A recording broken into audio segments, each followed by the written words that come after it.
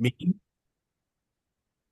And now we're recording, so I'll say it again. This is the July 11th, 2025 Colorado Produced Water Consortium meeting. Welcome, everyone. Appreciate everyone's continued dedication and service to the state of Colorado and participating in the consortium and all of the work that we've been doing.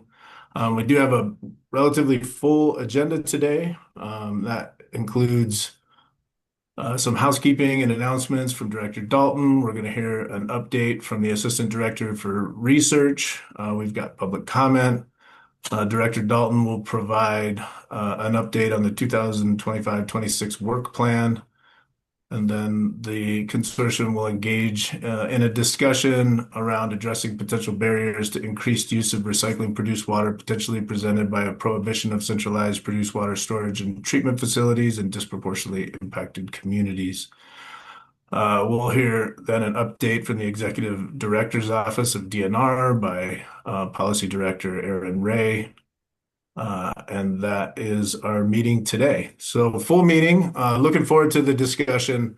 I know folks are interested in this topic. It's an important topic that we'll be talking about today. I want to express my appreciation for the amount of information that's been provided the last two meetings and for the individuals and organizations that were willing to share their thoughts on a diverse range of topics around disproportionately impacted communities and centralized produced water treatment facilities and local governments. I think that created a good baseline of knowledge for consortium members and identified a lot of different topics for discussion in the conversation we'll have moving forward here. And so really appreciate the folks that were willing to kind of step outside their comfort zones and share those perspectives with the consortium.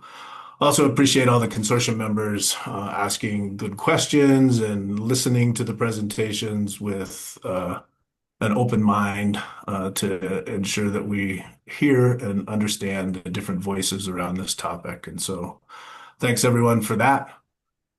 With that, I will kick it over to Director Dalton to share some housekeeping and announcements. So Director Dalton. Thank you, Chair Messner.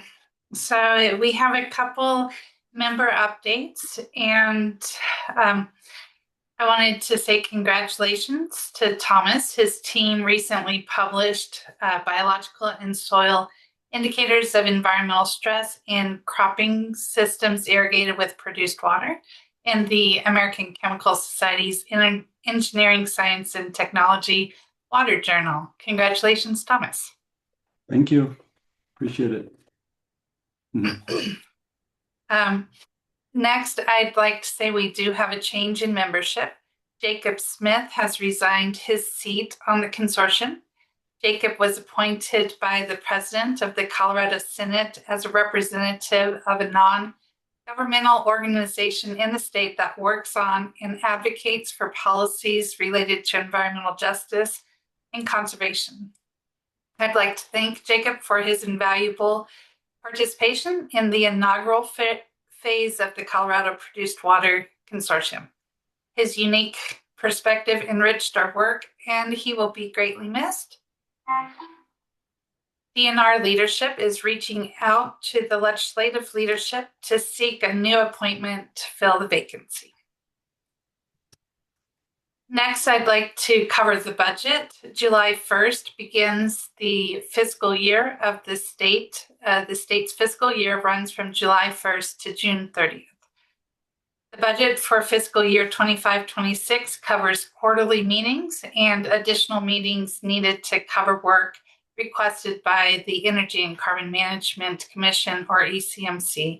An example of that is the work we're doing around storage and disproportionately impacted communities. Congratulations to all the consortium members. You get a raise. So for attending meetings, all members will receive $53.71. Members living in and representing disproportionately impacted communities will now receive an additional $161.13 for a total of $214.84. For this meeting, we'll be using the miscellaneous expense form to request those per diems. Now I need to move on to some business of the consortium. So I want to confirm Jeff Fugate is here. Jeff Fugate is filling in as Assistant Attorney General. Kyle Davenport is on, I think, vacation. So, okay. Jeff, are you here? I'm here. Thank you all. It's good to be with you all this morning. Thank you, Jeff. So, and Jeff, just keep me honest as I read this. Under Colorado Revised Statute 3460-135-3C, the consortium must have a chairperson to lead meetings and otherwise conduct the affairs of the consortium. Under the same statute, the members of the consortium will elect the chair for 2-year terms. The statute does not set a term limit. The consortium members elected Chair John Messner as chair on September 15th, 2023. As Chair Messner's first term is drawing to a close, I would like to take a moment to thank him. Thank you, John. Your leadership has been amazing, and especially with all of the intense work that we did in 2024, plus getting this started and really having that strategic vision for us to start in the strategic planning phase and then moving on to the legislative requirements.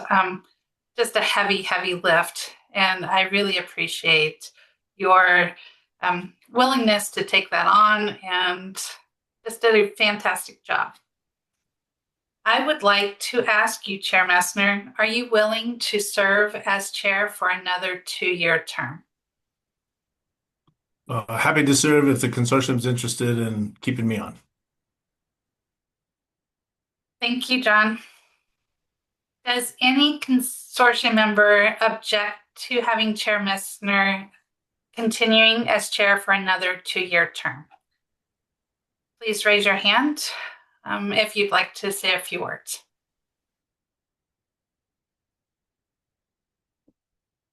I think John has done an amazing job, and I support him for another 2 years if he's willing to do so.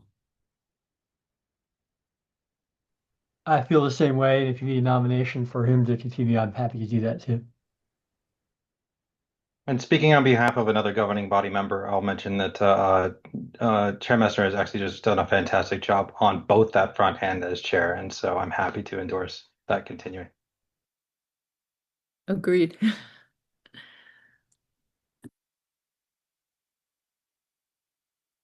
This is Clay Terry. I concur. I think John's done a fabulous job. They've done a great job of representing all voices, and I think that's really critical to an effort of this kind. So I certainly suggest we re-elect him if he's willing to serve. I concur with everybody's comments.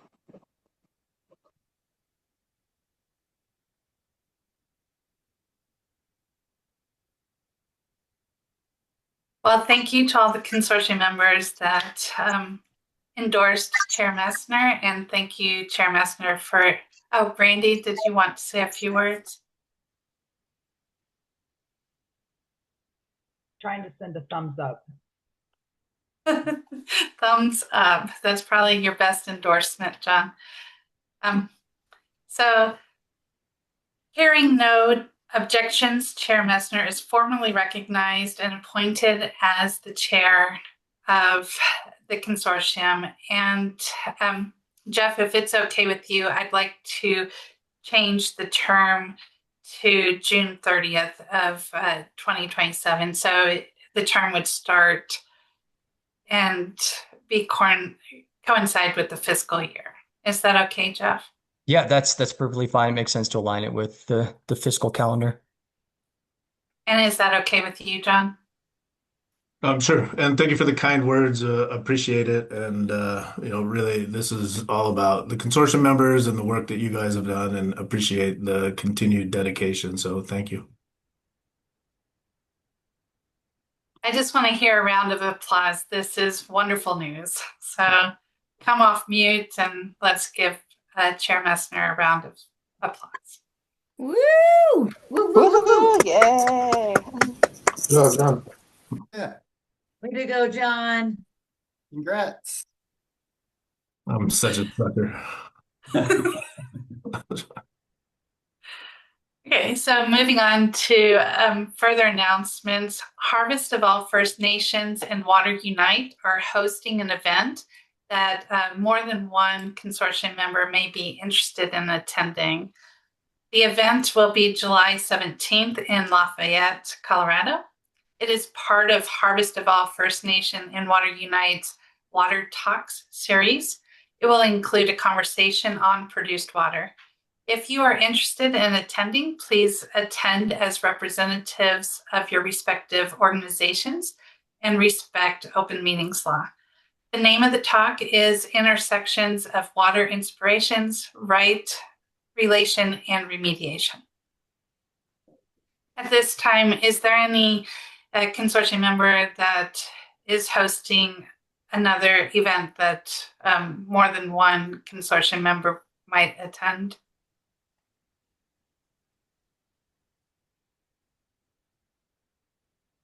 Okay, then I'm going to move on to a meeting that all consortium members will be attending, and that's our next meeting is scheduled and will be August 8th, 2025. It'll be virtual. And then after that meeting, we are likely going to transition to a quarterly schedule. And that's all for me. Thank you, Chair Messner. Thanks, Director Dalton. I do have one announcement that kind of ties into that. ECMC is interested in hearing from folks that may have events or gatherings that ECMC may be able to participate in, particularly with the goal of trying to better engage with community and better understand perspectives of community. So if folks have recommendations of different events or meetings or gatherings that ECMC would benefit from attending, if you want to send me information on those, I will forward those on to Kristen Kemp, who's the communications manager for ECMC, and we can coordinate ECMC engaging in those opportunities. So I throw that out there. And so next on the agenda is an update from the Assistant Director for Research, Dr. Erin Sidlako. The floor is yours. Thanks, John. Good morning, everybody. Thanks for being here. I just wanted to take a minute to celebrate your work and the collaborative spirit that you've all shown throughout these deliverables. As you know, we published our final legislatively mandated deliverable earlier this month on analytical and toxicological methods, and it truly couldn't have been done without your feedback and collaboration. So thank you, and yay! Yay, you! We've worked together on 9 of these deliverables in just a little more than a year. So I hope you can all be proud of the work that we've done together so far. I thank you for your commitment, your curiosity, and your teamwork, and for genuinely listening to each other and embracing new perspectives alongside the science. It's been an honor to work with you, and I'm excited about what we can accomplish moving forward. Speaking of moving forward, I also wanted to give you an update on the ECMC Produced Water Emissions Group. As you know, Hope has passed that baton to me, and I attended as a consortium representative earlier this week. This was just the second meeting of the work group, and I sent a rather lengthy email about the meeting for those who are interested in the finer details, but I did want to give just a brief update here.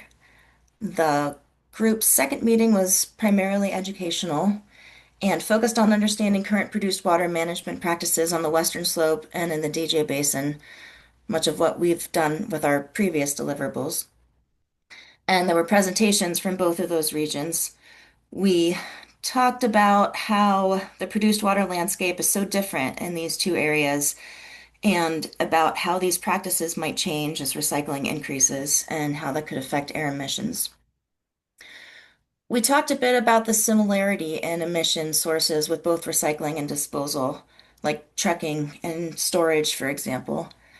And we realized early on that we needed to look at the existing emissions data before evaluating any projections. So the next meeting will be focused on compiling and reviewing more detailed data on the facility emissions and point sources and reviewing emissions calculation methods. Most of this heavy lifting will be done by the CDPHE, and then we'll meet again in about 6 weeks to go over that data together. That's about all for me, but if you have any questions or comments about this work group, please feel free to contact me offline and I'll do my best to bring your questions to the work group. Thanks, Aaron. Thank you. So next then on the agenda is public comment. Director Dalton, do we have anyone that has signed up for public comment? We received written comment from Michelle Brower, Garfield County resident, and from Christine Mispinsky from QB Energy.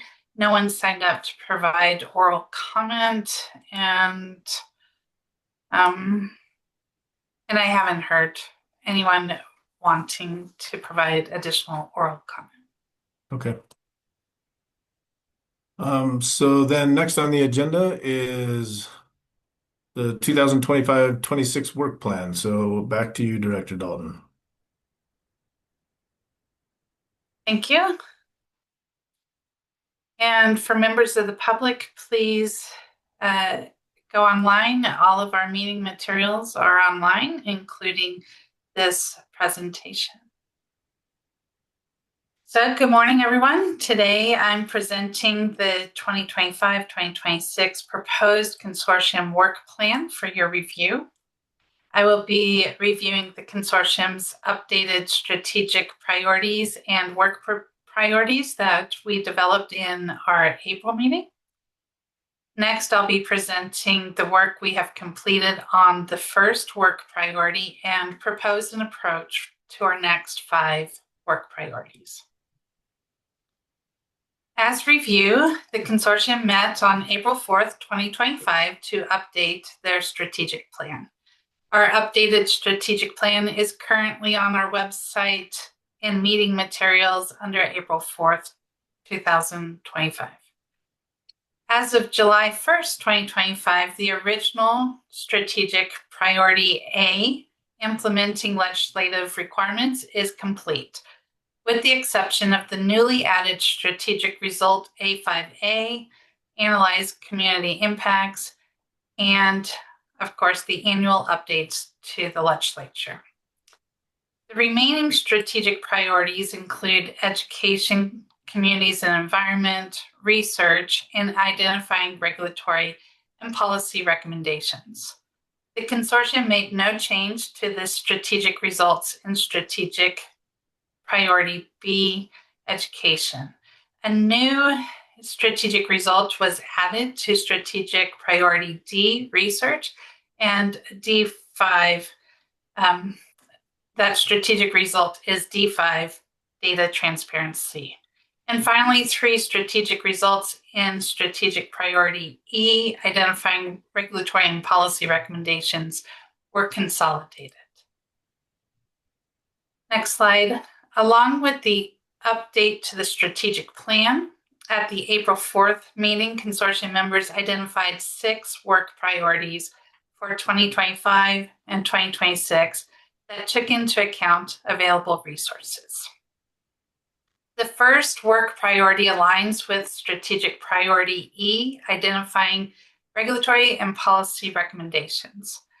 At the produced water rulemaking in March and April of this year, the Energy and Carbon Management Commission, or ECMC, asked the consortium to explore the potential impact of the prohibition of new centralized produced water storage and treatment in disproportionately impacted communities as defined by statute and rule on the ability to achieving the higher levels of recycled produced water, which the consortium proposed, and those requirements were incorporated into rules on April 30th of this year. Next slide. The consortium has been working on ECMC's request since May of this year, and this is just a timeline of what we have done so far on this request. At the consortium's May meeting, members learned about the potential barrier in the DJ Basin, where low levels of produced water recycling is currently occurring, and where there are large urban centers, as well as a generally flat landscape. We learned about how local governments review applications and permits, how service providers design, site, and use centralized produced water gathering, treatment, and disposal facilities, the complexities of the statutory definition of disproportionately impacted communities, and the data that defines these communities. We also learned techniques for working with communities to identify solutions. At the consortium's June meeting, the focus was on the unique characteristics and challenges in Western Colorado, where high levels of produced water recycling is already occurring. Population numbers are smaller than the metro area and more dispersed.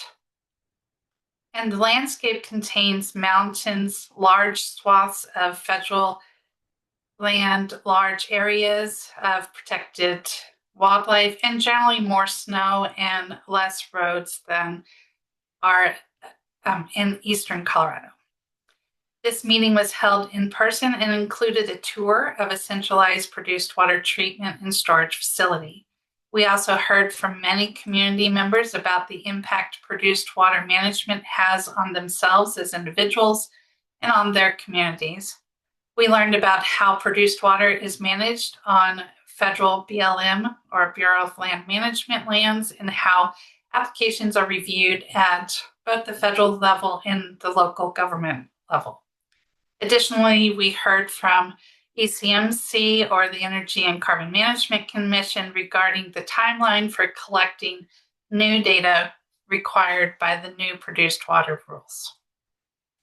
Today, we're building on our May and June discussions where we explore the issues and heard from community members. From those conversations, I identified key themes. Those key themes are in the document on our website, and for consortium members, they are on your calendar invite today. From this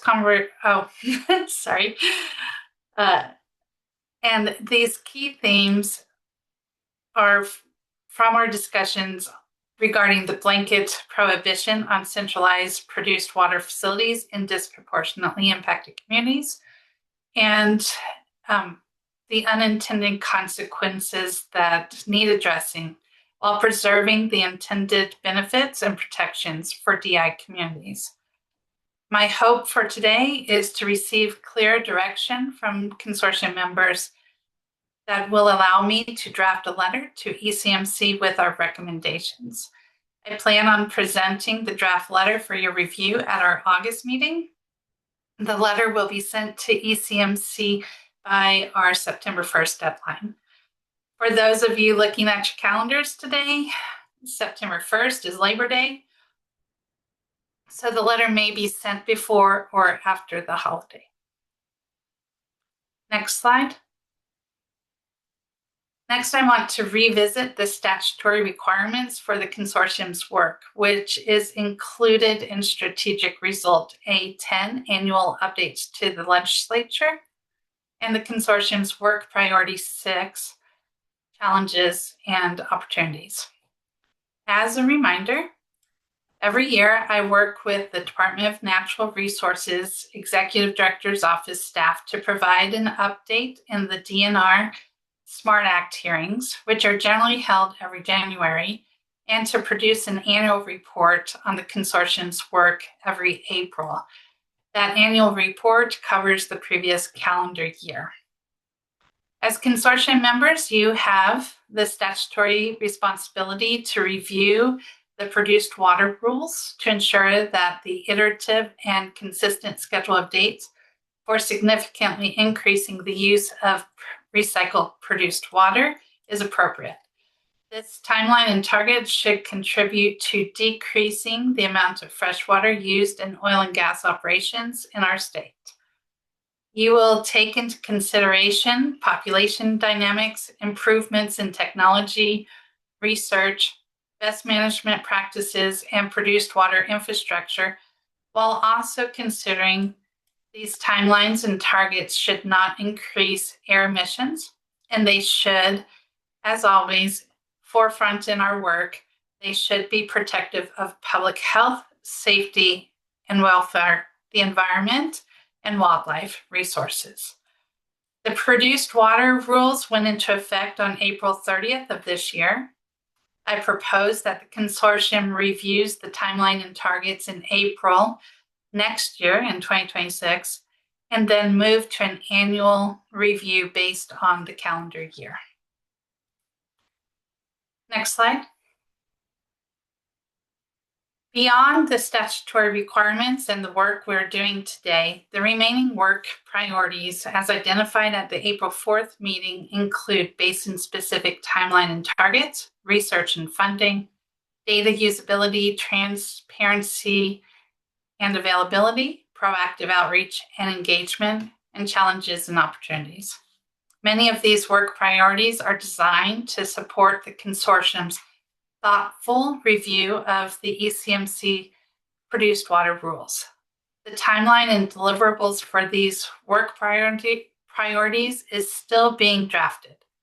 However, staff intends to incorporate basin-specific timeline and targets, new data being collected as part of the new produced water rules, identification of additional publicly available data, and information from the work of the ECMC Air Emissions Working Group into the consortium's review of the produced water rules.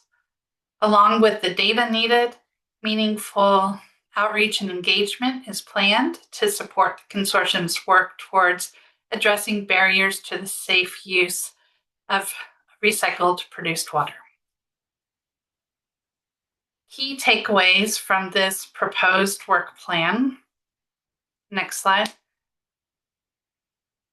Key takeaways from the this proposed work plan are: number one, the consortium plans to capture all voices in the report to ECMC on the potential barrier presented by the prohibition of centralized produced water storage and treatment facilities in disproportionately impacted communities. Number two, staff is actively identifying current and new data that will support the consortium's annual review of the produced water rules. Number three, if everyone agrees, the consortium will review the produced water rules in April next year, followed by a calendar year review starting in 2027. The consortium, number four, the consortium directed staff to increase engagement efforts. Staff intends to revisit the communication plan that was drafted last year with the help of consortium members Michael Freeman and Jolie Bronner.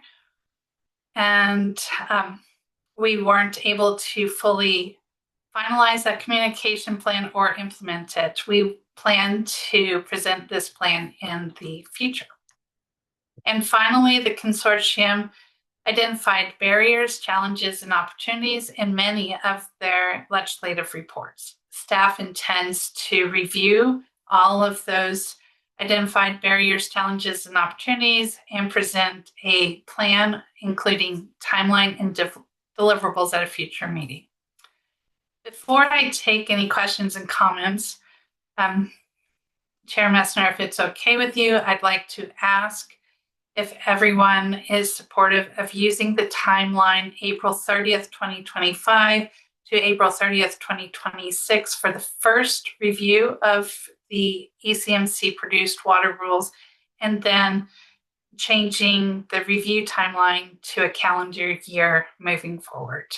So that would mean the second review of the ECMC produced water rules would cover the timeline January 2026 to December 2026, and that review would be done in 2027. Thank you. Sure. And just so everyone understands and make sure I understand, the reason for that April review is based on when the produced water rules that ECMC promulgated are implemented and then giving it a year of implementation prior to the initial review. Is that right? Yes, and I'm sorry for not communicating that. The ECMC produced water rules were effective April 30th of 2025. And so I was thinking we would review them after 1 year since they were effective. But a lot of the timeline and targets start in January of 2026. And so I think having a year of those timeline and targets implemented January 2026 to December 2026, that would be an improvement on our annual review. Okay. Mike, did you have a question? I did. Thank you, John, and thanks, Hope, for this. One question I did have, I don't have a problem with the April 30th date. The one question I do have is whether there might be some value to syncing that up with the issuance of the annual cumulative impacts report. Yeah, I think this year it came out, I believe it was May 15th, and that had some useful data about the amount of recycled produced water being used by operators. And so I don't know if maybe the ECMC staff in the meeting today could shed light on this, but if next year's cumulative impact report is scheduled for mid-May again, maybe we can move our review period back a month to the end of May or something like that, so we can have that additional data when we're looking at the implementation. I think it's a good consideration. Off the top of my head, I can't remember. There was a shift in the date that cumulative impacts report is required to be done, and I can't remember exactly when that is, but I think we can figure that out offline if that makes more sense for the consortium to have it better linked up with the cumulative impacts report. I mean, I acknowledge it was presented in May this year, but I can't remember if it was May 1st that it was done or May 15th or what the actual statutory date was. So, Barbara? I'm just wondering if it's possible to actually pull in the cumulative impacts report into April. Well, I think ECMC is going to do the cumulative impacts report based on the timeline that's laid out by statute. And so there's a lot of work that goes into that cumulative impacts report. And so I think it makes more sense for us to shift our timeline if we're interested in having that information as part of our review. That's just my opinion, but Harmony? And I have a request for a future agenda item to go over what was in the cumulative impacts report this past year and have that conversation as a whole consortium.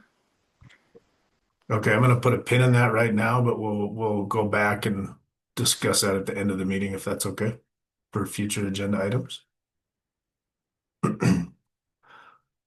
Director Dalton, what are your thoughts associated with trying to sync up a little closer with the presentation or the development of the annual cumulative impacts report by ECMC?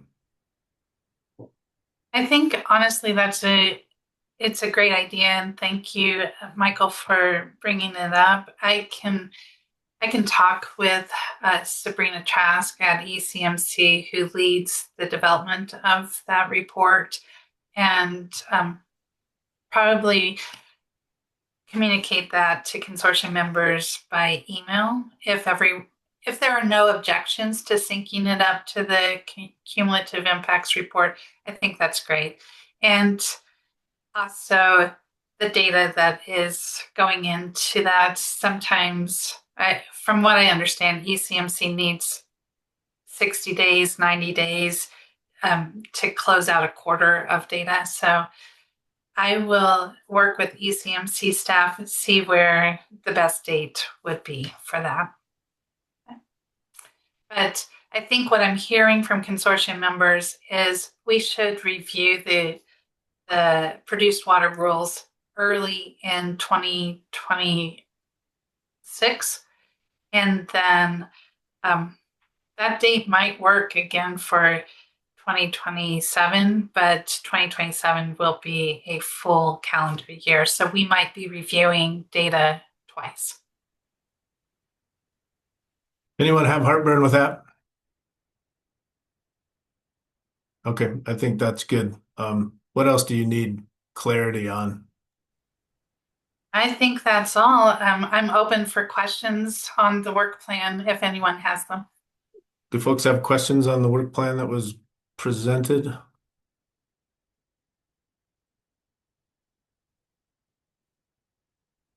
I'm not seeing any questions, so thanks for putting that together and capturing the relatively chaotic strategic direction that we provided you in April.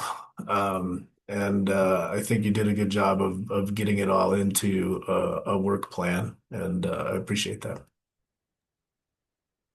As always, I always appreciate the consortium members giving me such thoughtful direction and working together. I appreciate it. Thank you. Great. So next item on the agenda is a discussion on addressing potential barriers to increase use of recycled produced water, potentially presented by a prohibition of centralized produced water storage and treatment facilities in disproportionately impacted communities.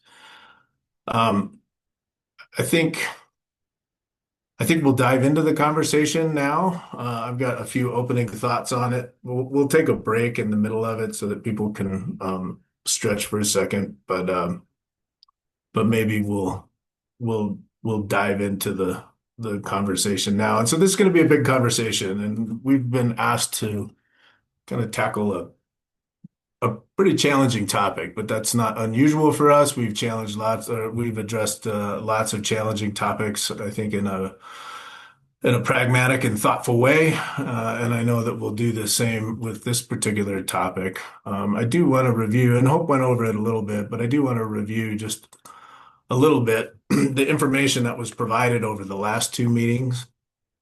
And again, I really appreciate the individuals that took the time to share their perspectives with the consortium so that we all could have a good baseline of knowledge on the topic that we'll be discussing here today. That included Ronnie Kumar, who was the senior GIS analysis for the Colorado Department of Public Health and the Environment, sharing with us the CDPHE environmental justice mapping tools. We had consortium member representing disproportionately impacted communities, Kevin Chan, providing a perspective on engaging communities to identify produced water solutions. We had Commissioner Emma Pinter from Adams County and Katie Keefe, who is the Environmental Programs Manager for Adams County, provide local government considerations when citing centralized produced water storage and treatment.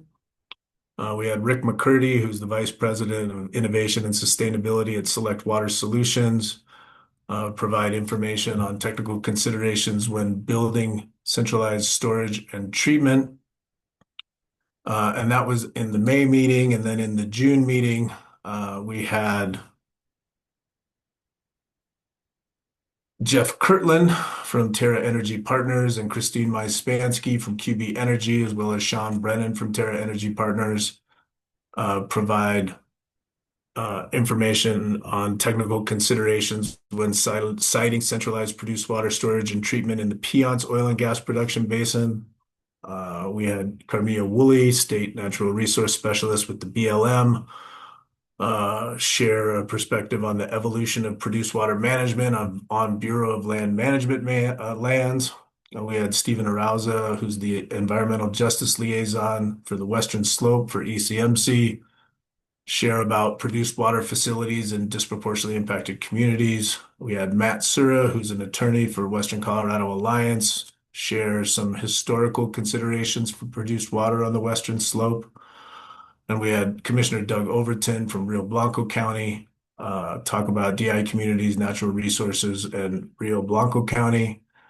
And finally, we had Kirby Wynn, who's the oil and gas liaison for Garfield County, as well as Glenn Hartman, who's the community development director for Garfield County, and Philip Berry, who is the principal planner for Garfield County, share their perspective on Garfield County land use permitting and perspectives on centralized water facilities within DICs in rural areas of the state. And so that was a lot of information. We also had the opportunity to tour a centralized produced water treatment facility on the Western Slope, which I think was a great opportunity to get boots on the ground and help provide some perspective on what a facility actually looks like and how it functions. And so we've done a lot over the last couple of months to develop this baseline of knowledge and understanding around centralized produced water treatment facilities, local government perspectives, disproportionately impacted community perspectives, and state government tools that are being utilized to identify disproportionately impacted communities. And with that, Hope was able to compile a lot of that information that was provided in all of those different presentations. And that was a lot of information that was provided, and try to condense it into something that was digestible. And thanks, Hope, for doing that. And that information, that kind of digestible version of all of that, has been provided to all the consortium members and is also available on the website.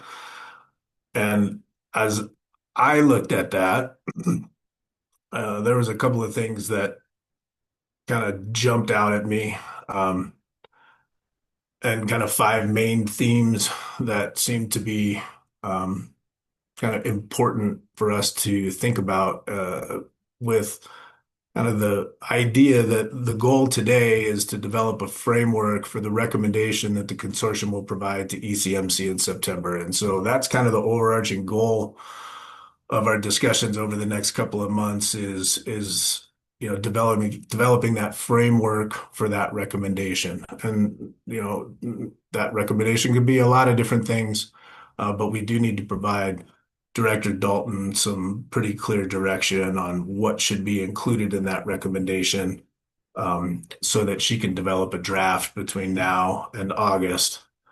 And then we'll continue to refine and have discussions about that in August as well. So this isn't the only time we'll have a conversation on that, but we are now at the point where we have a couple of months to work on this before we should get that recommendation to ECMC. And so, Hope, I think you've got a few slides, and I'm presenting these slides to help guide our discussion. These are not the only topics I think that we're going to be discussing, but I wanted to throw out a start of things to discuss. And so maybe you could, or someone could, put those up. And so all along in this conversation, we've got a few people that are going to be taking notes of all the different perspectives and the different thoughts that different consortium members are going to make. There may be an attempt to do that live so that we can all see the notes that are being taken. That may or may not be successful, but know that everyone's comments and voices are going to be captured one way or another and be developed into a digestible format following this meeting. But again, we're here to develop a framework for the discussion, for the recommendation around addressing the potential barriers to increase use of recycled produced water, and the prohibition of centralized produced water storage and treatment facilities in disproportionately impacted communities. And so kind of, if you want to go to the next slide, Hope, the big question here is, can we create the ability to site produced water facilities in a disproportionately impacted community that preserves the intended benefits of enhanced protections of disproportionately impacted communities while eliminating the potential unintended consequences of that blanket prohibition. And so there is obviously more in that in the information that was provided by Hope. I tried to condense it down into just a couple of things to help guide our discussion today. But I think some of the unintended consequences of the prohibition is um, it does in certain parts of the state create an inability to increase the use of recycled produced water in large portions of the state. It has the potential to significantly increase truck traffic and associated community environmental impacts as operators transport produced water to meet the higher recycling goals that were developed by the produced water rulemaking. And it has the potential in parts of the state to increase the use of fresh water in oil and gas activities. The intended benefits are clearly enhanced protections for disproportionately impacted communities. And I think that's really important. And I think that was clearly brought out in the presentations that we had over the last couple of months. That enhanced protections in disproportionately impacted communities is a really, really important point. And so the first question, that I see is, can we find a way to site centralized produced water treatment facilities in disproportionately impacted communities that maintains the intended benefit of enhanced protections for disproportionately impacted communities while eliminating some of those unintended consequences. And so you can go to the next slide, it's fine. And so for me, these are kind of the 5 topics that I want to start the discussion with. And again, I don't think these are the only topics necessarily. And so I'm not trying to limit us, but just trying to start somewhere, right? And so the 5 things that I'd like to talk about today is proximity to sensitive receptors. And so proximity to residential building units and other sensitive receptors, and have a conversation that should there be the centralized produced water treatment facilities sited in disproportionately impacted communities, what does that proximity look like? I think it's been clear in the presentations that have been provided to us that there is no greater protection than distance. And so what is that proximity that would be appropriate to still maintain that and enhance protections for disproportionately impacted communities? I think a conversation around storage and emissions control. What kind of storage? Oops. What kind of storage is appropriate? What kind of emission controls is appropriate? And what does that look like? We've had an opportunity to visit a centralized produced water treatment facility and seen the storage that was being utilized at that facility. We've had presentations on other types of storage and emissions controls associated with centralized produced water treatment facilities. And so I think a discussion around that topic might benefit us. I think a discussion around transportation and pipeline infrastructure. How is produced water being moved around, and what is the appropriate way to move around produced water in disproportionately impacted communities? The benefits of pipelines versus truck traffic, the also potential impacts associated with pipelines versus truck traffic. And I think we had a lot of information provided to us on that topic. I think we also heard a lot during those discussions about the need for enhanced community engagement. And so what does that look like in a recommendation we may make as far as enhanced community engagement for the contemplation of locating centralized produced water treatment facilities in proximity to disproportionately impacted communities? And then what does it look like with coordination with local governments. We've heard from, a few different local governments with oil and gas regulatory processes. They, have their own regulatory processes. What does it look like in our recommendation to ensure that any recommendation for siting we may make is in coordination and cooperation with the local government processes? And so I'll pause there and see if folks have thoughts about these 5 topics for discussions. If I'm missing anything, or whether this is at least a good place for us to start. So, Tessa? Thank you, Mr. Chair. So I want to raise a point that may not be kind of covered in this, and that is that the rules that we're talking about, the prohibition we're talking about, apply solely to ECMC jurisdiction operations. House Bill 23-1242 directed the Energy and Carbon Management Commission to promulgate these rules, which does not apply to all produced water infrastructure. It only applies to that produced water infrastructure which is under the purview of ECMC.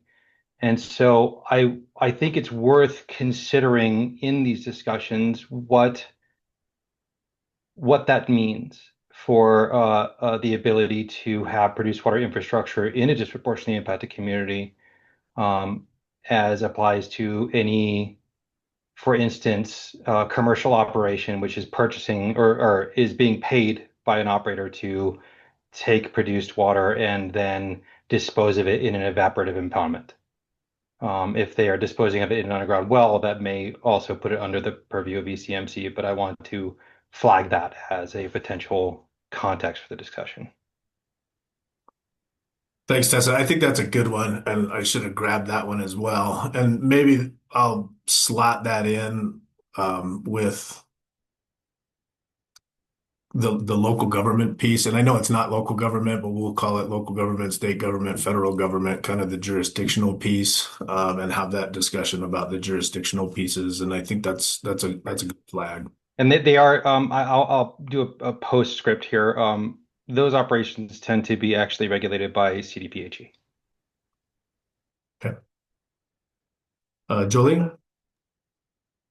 Thank you, Chair. Jolie Bronner. I now have more questions. Thank you for that extra information, Tessa. That was educational for me as well. I just wanted to add a note. As we discuss proximity, just as we're discussing it in relation to the public comment we just received, I'll quote it directly that we received from Michelle, and kind of saying that as a resident of a sparsely populated area, the repeated references to their sparsely populated area, she found dismissive. And so I just want to make sure as we talk about scarcely populated areas, we appreciate that people live there. Additionally, when we came up with definitions for the consortium itself early on in conversations, we did consider environmental parts as part of community. And so when we talk about other communities in the area, I want us to also consider wildlife, flora, fauna. Those are also part of the environment and part of those communities. So scarcely populated areas may be so, but I want us to just be cognizant that there are still people there. There are still animals there. There's still water there. There's a natural environment. And so just the way we use our words is important. So we're not dismissing these communities. For number 4, enhance community engagement. If we do want to accomplish number 4, we need to be cognizant of our language when we discuss number 1. So I just wanted to flag that as we move forward. Thank you. Thanks, Julie. I mean, good perspectives. And, I think the details or specificity of that, hopefully can come out as we discuss these different topics. But are you okay with the topics, just kind of the headers that are there? Oh yes. Thank you for asking that follow-up question. I am comfortable with those, as long as we do include that enhanced community engagement as a feedback mechanism for maybe all of these conversations as well. Okay, thanks. John? Hey, yeah, thank you, Chair. John Heil here. I think these 5 topics do a great job of covering things.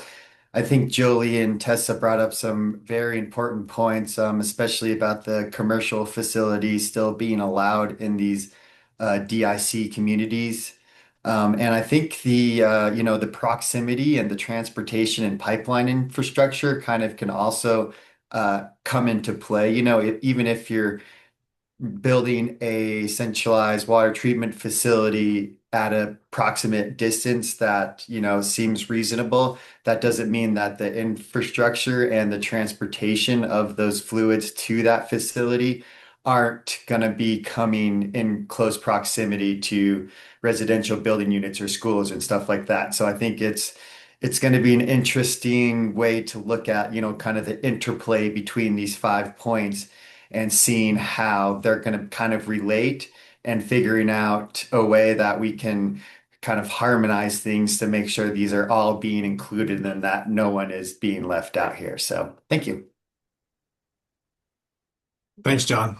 And just to note that I put proximity in there without anything behind it because I do want to acknowledge that proximity can mean to a number of different sensitive receptors, right? So not necessarily just people, but water bodies and riparian corridors and wildlife and other things.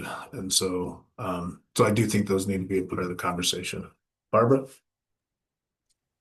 Yeah, just to pick up, if I might, on Tessa's discrimination between the large commercial facilities that are under CDPHE regulatory authority and what we're talking about here, from the public's point of view, it's going to be so you're going to try and protect us from those things you regulate, but we're still impacted by those things CDPHE regulates in a very different way.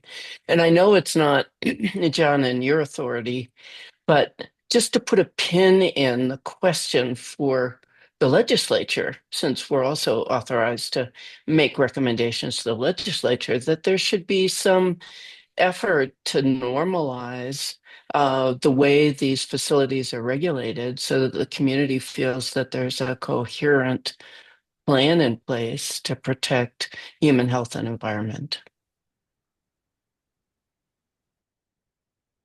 Yeah, thanks, Barbara. I think it's a good point, and I think we've heard from community that it is difficult to distinguish between the different regulatory agencies, whether that's state regulatory agencies, federal regulatory agencies, local government regulatory agencies. And so I think that can be a part of that discussion as well. Our directive from ECMC is to provide a recommendation associated with centralized produced water treatment facilities in disproportionately impacted communities that ECMC regulates. But that doesn't mean that additional considerations or recommendations can be made more broadly, or that we acknowledge this kind of differentiation between regulatory approaches between ECMC and CDPHE in our recommendation to ECMC. So I think I think that would be very helpful because from the community's perspective, there's this cognitive dissonance.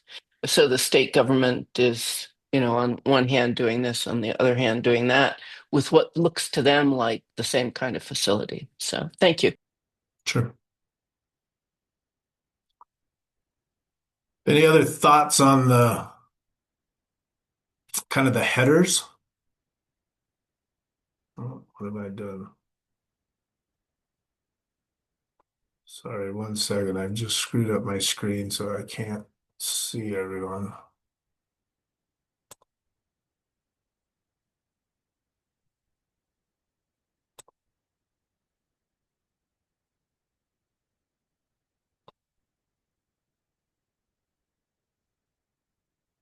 Bear with me a second.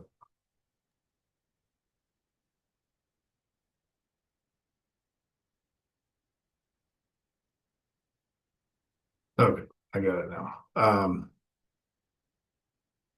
right. So with that, oh, go ahead, Clay. Sorry, I just saw you now.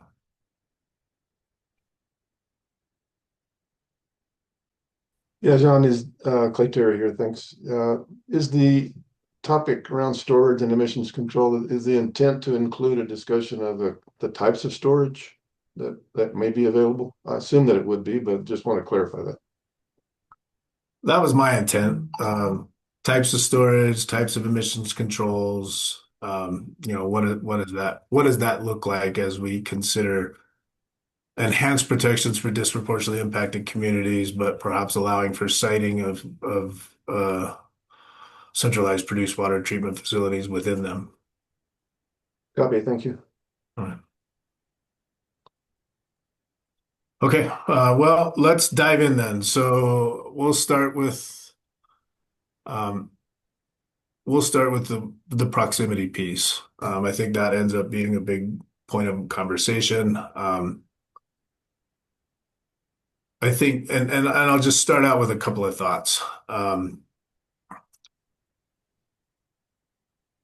think it's been indicated in a number of different studies, and I think it's just common knowledge that distance is perhaps the best way of protecting sensitive receptors. It's not the only way to protect sensitive receptors, but it's certainly a primary way of protecting sensitive receptors. I think and John, correct me if I'm wrong on this, but my understanding is that the current ECMC rules, would allow centralized produced water treatment facilities outside of 2,000 feet away from RBUs at least. And so as we look at proximity and citing something inside of a disproportionately impacted community, what does that enhanced protection look like from a proximity standpoint? And I think an acknowledgement that there is disproportionately impacted communities look different in different parts of the state. And so, understanding Jolie's comment that there are areas of the state with higher population density and lower population density. But because of the criteria that develops disproportionately impacted community, as it was identified by the speakers over the last couple of months, the size of disproportionately impacted communities and the census blocks associated with those in more densely populated areas are significantly smaller than they are in other parts of the state, where because of the population, those disproportionately impacted community barriers and the census blocks associated with them, are significantly bigger. And so, as we look at proximity, what does that look like? What is the criteria we're going to utilize to determine what's an appropriate proximity? What is that criteria based on? Is it based on some science? Is it based on some studies? Is it kind of a gut feeling? Is it just acknowledging that there needs to be a further distance associated with sensitive receptors to provide that enhanced protections in disproportionately impacted communities? Like, what does that proximity look like? And, what is the criteria that we're utilizing to determine in that proximity? And so I throw those thoughts out there just to start the discussion, and it's okay. This is a brainstorm session. And so the way I would like this to see is, to kind of preserve the approach we've taken on everything up until this point and, be curious, not judgmental, listen to others' perspectives. A lot of people are going to be throwing brainstorm ideas out here. And so let's just acknowledge that and have a conversation about this. And so, with that, I will start with Irene. Thank you, Irene Andrus. Just as part of the consideration, I think we have to consider like how close the place is down gradient, because the geology of the place is going to impact what a leak can possibly do. Thank you. Okay. Jolie? Great note, Irene. Agree with that. I think those are the kind of things we will be taking into consideration. What I'd love to talk about with proximity is how can we be supported by the emissions working group? I know there's an emissions working group right now. What data are they working with, and the work that they're coming up with as we simultaneously do this work? It may be an interesting thing to keep in mind. Emissions, the difference between a pit versus a tank versus the covered pit. We heard a lot about these different things. And yes, we saw tanks, but mostly on the western slope, as we know, it's open pits. And so there's different emissions coming off of this that we need to take into consideration, that we may be able to lean on the emissions working group a bit, or some of that data to take a deeper dive into. And then, of course, proximity wise, we always want to worry about the nature around there and what natural lands are around there. So I'd love us to always keep in mind what protected lands we're on, if this is BLM versus, open space land and things like that for different protection levels, but more concerned about the emissions and where we're getting those right now too. Thanks for that. Harmony? I've been talking to a lot of groups for a long time, and particularly over the last couple of weeks, environmental groups, community groups, and individuals impacted by oil and gas. And what I believe they would want me to say right now in this space is that the greater protection than distance is avoidance.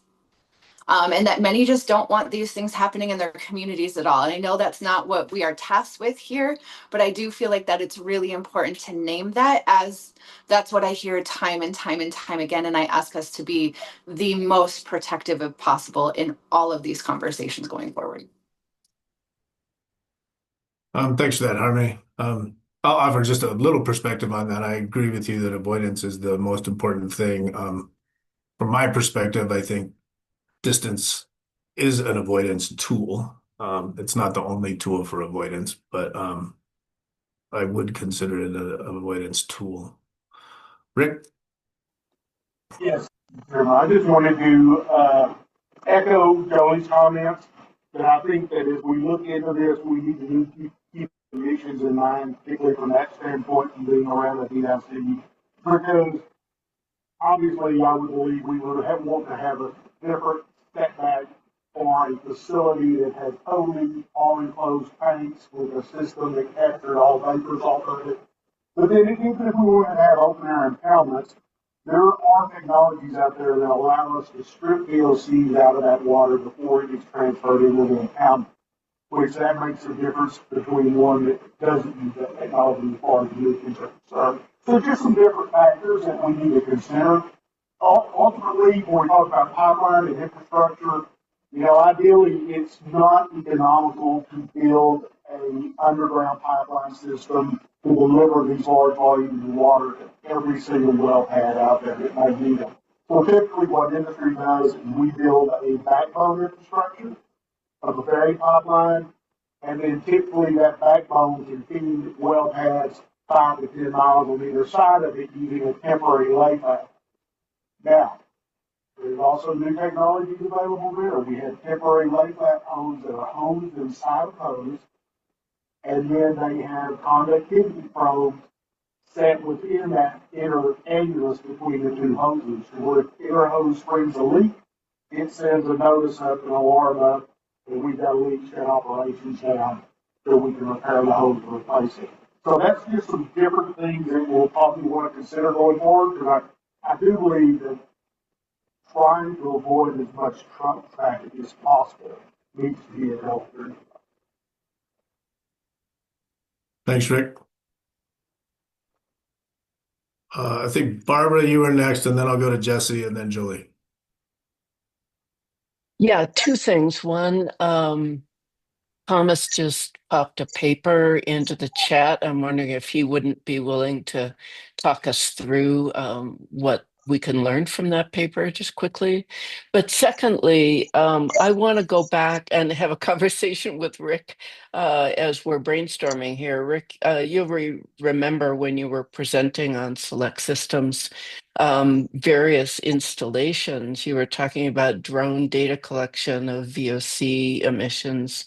When they flew right over the impoundments, the signal went up considerably. However, on your facility with the enclosed tanks with emissions control, they don't. And I asked the question, why don't all installations require enclosed systems? And your answer was because regulations don't require it. And I said, let's put a pin in that during that discussion. And I'd like to remind everybody of that pin and really want to focus on emissions control when we're talking about storage and our recommendations to the ECMC. So with that, back to Thomas. I was never back, but I'm happy to just mention a few things here if John allows. I'm gonna hold on one second, Thomas. I'm gonna just follow up with the folks that were in line. So I'm gonna go to Jesse and then Jolie and then Thomas and then Michael, then John. And I won't remember that the next time, but let's start with that. Okay, I believe Jolie was actually first, if she would like to go ahead. That's fine, Jolie. Thanks, Jesse. I just wanted to add to my comment. I left off two phrases in ways of measuring kind of emissions that I want to make sure were captured. I know ECMC is currently considering holding a rulemaking to hear about the social cost of carbon. That's SCC. That's it's a science-based tool that measures the economic and public health impact of carbon emissions. And so I'd love to make a note there for us to be cognizant of that and what's happening with those conversations. Additionally, if we can't do SCC, I'd love to discuss cumulative impacts in the area and take those into consideration when looking at emissions off of pits, tanks, and any industry. Those cumulative emissions will include environmental factors. It'll include that truck traffic. It'll include everything that's already there. So just wanted to add that to my comment. Thank you. Thanks, Jolie. Jesse? Yeah, thanks. Jesse Newland, US EPA. Yeah, I think a lot of this, I'm happy to hear a lot of these topics covered. I mean, when I think of proximity, I think it goes hand in hand with design. So as we're looking at like what emissions controls and stuff like that and how the facility is designed is really important on how close. And the other thing I would mention is that distances should be based on science-based risk studies, not just say smell or noticeability of this facility. And then my other question would be kind of think of is the location in these communities necessary or is it just preferred? Are there alternatives? So, as facilities look to go into operation or to be constructed, the fact that maybe they could present alternative locations that would still work for their business model, I think would be helpful. And then I just want to say, I think the topics that you present are fairly in line with the federal questions and things that we're interested in as well. So I look forward to the conversation. Thanks, Jesse. Yep. Thomas.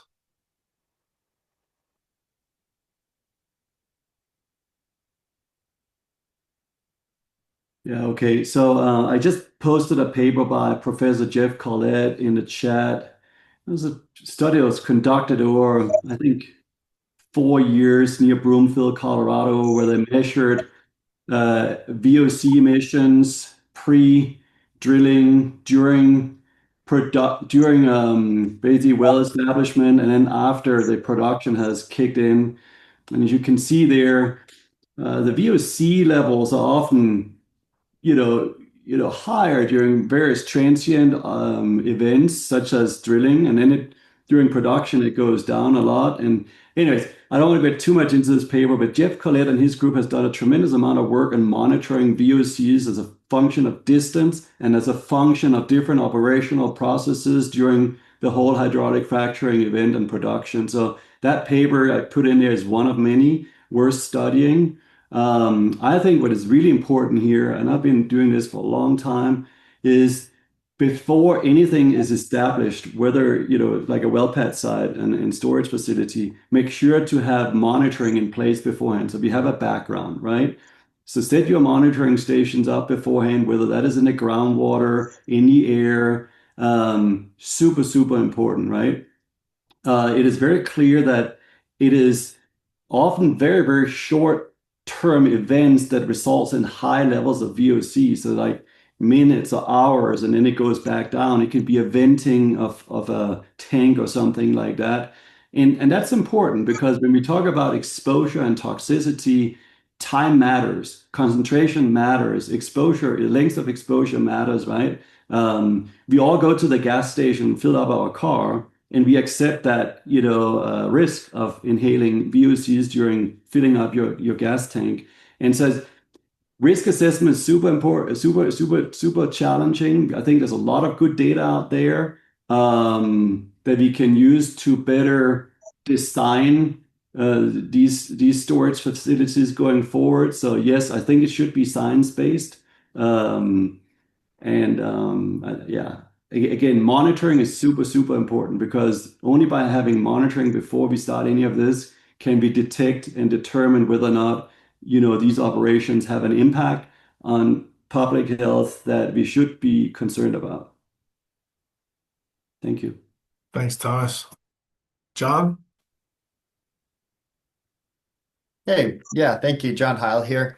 I think the discussion about emissions and proximity is super important. And I think it's really important to remember that a lot of this emission regulation comes from CDPHE. And so there's, some extent that we can regulate these emissions within the ECMC directly under the 900 series, specifically 903. But when it comes to emissions on a lot of these facilities, it falls under CDPHE regulations. And so, I'm just concerned that we might not be able to, change as much stuff about the emissions when it deals with proximity because that in the end is going to be falling under CDPHE. And so that's just kind of something I think we need to keep in mind when we're discussing this proximity as it relates to emissions. Thank you. Yeah, thanks, John. I would say that it might benefit us as we think about emissions and emissions controls for us to think about language that would recommend that emissions capture and control occur as part of centralized produced water treatment facilities in disproportionately impacted communities. Even utilizing the words enhanced emissions capture and control to acknowledge that the expectation would be a differentiation of how emission control is expected to occur inside disproportionately impacted communities versus outside disproportionately impacted communities. Understanding that the kind of the technical specificity to that may need to occur at the agencies in which, regulate those things. So I don't know what your thoughts are of that, John, but. Yeah, so currently within the 903 series, we have a rule that says operators will design, construct, and operate a new pits to utilize control technologies to minimize emissions to the extent reasonably achievable based on best available practices. I mean, it's kind of vague, but it is built in there to kind of push the operators to utilize some of these technologies to minimize the emissions. Granted, it doesn't differentiate between, DIC and not in a DIC. And so I think that differentiation would be super important and valuable to put in there. So I think that's a great point, John. Yeah, and one other question, I'm gonna put you on the spot here a little bit because I haven't had time to look it up. But there was Jesse made a good point about whether or not these locations are necessary or whether they're preferred, and a consideration for an alternative location analysis. Do we require alternative location analysis for centralized produced water treatment facilities now? So to permit a centralized E&P waste management facility, it has to go through the OGDP process. And I believe the alternative location analysis is still built into the OGDP unless I'm thinking wrong there. I don't know I think if you're right. I mean, I'll yeah. go back and look at the rules to remind myself, but I Yeah. also think that the ALA only gets triggered by certain things. Oh, okay. So that may be a consideration for disproportionately impacted communities to require an ALA to ensure that a location is necessary and and not preferred. Yeah. So, Okay. so thought Cool. on that. All right, Michael, then Carmia, then Nikki, then Eric. Thanks, John. Mike Freeman here. I would kind of like to refocus this discussion back on proximity and the role of proximity as an avoidance strategy. No, I think certainly design features, um, ALAs, potentially air pollution control, and using pipelines to limit truck traffic are all really important pieces of the puzzle here. But I think the foundation has to be distance and keeping these facilities away from communities and homes. And I think when we're thinking about how to do that, I think it's really important to approach this with the idea of setting a clear, bright line that applies across the board. Right now we have a very clear, bright line that's based on the DIC definition, which I think I can see certainly the argument that in Garfield County and the Western Slope, that's probably over-inclusive and can be refined.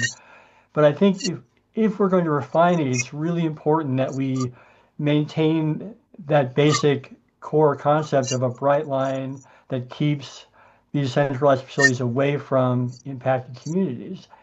And the reason I think that's so important for me is kind of informed by the experience that ECMC has had with Rule 604 and its 2,000-foot setback from homes.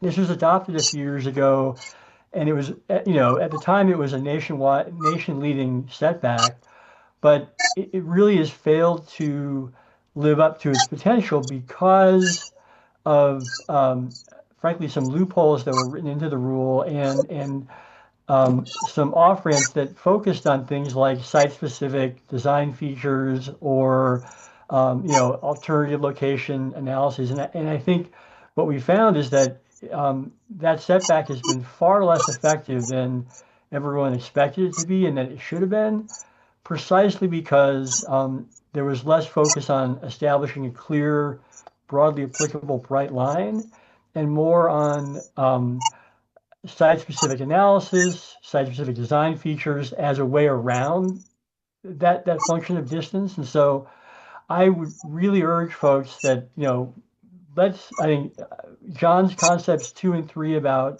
storage and controls and transport are all really critical pieces of this, but I think there's no substitute for distance, and proximity needs to be item one on the agenda, and it has to be done in a way, if we want it to be effective and really um, build trust with the communities in the Western Slope that are affected here, we need to be really clear about setting a clear, bright line that applies across the board and doesn't allow for um, off ramps for design features or best management practices or emissions controls. And one possible way to do this, and I think would be simply to set a really broad setback and say something to the effect of, any new facilities have to be within, if they're in a DIC in say Garfield County, they have to be at least 5 miles away from an occupied home or structure.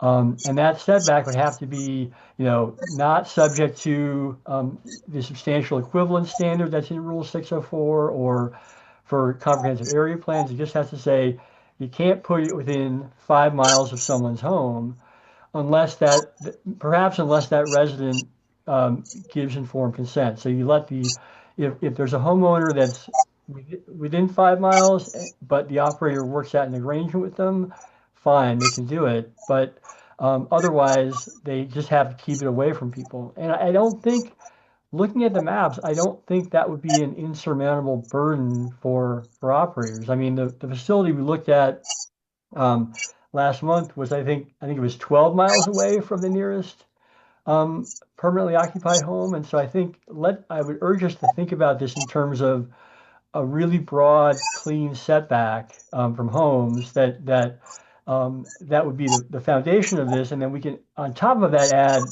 design features, air pollution control, and so on. But the basis really needs to be a clear, bright line setback, I think, for keeping this away from homes. So, thank you.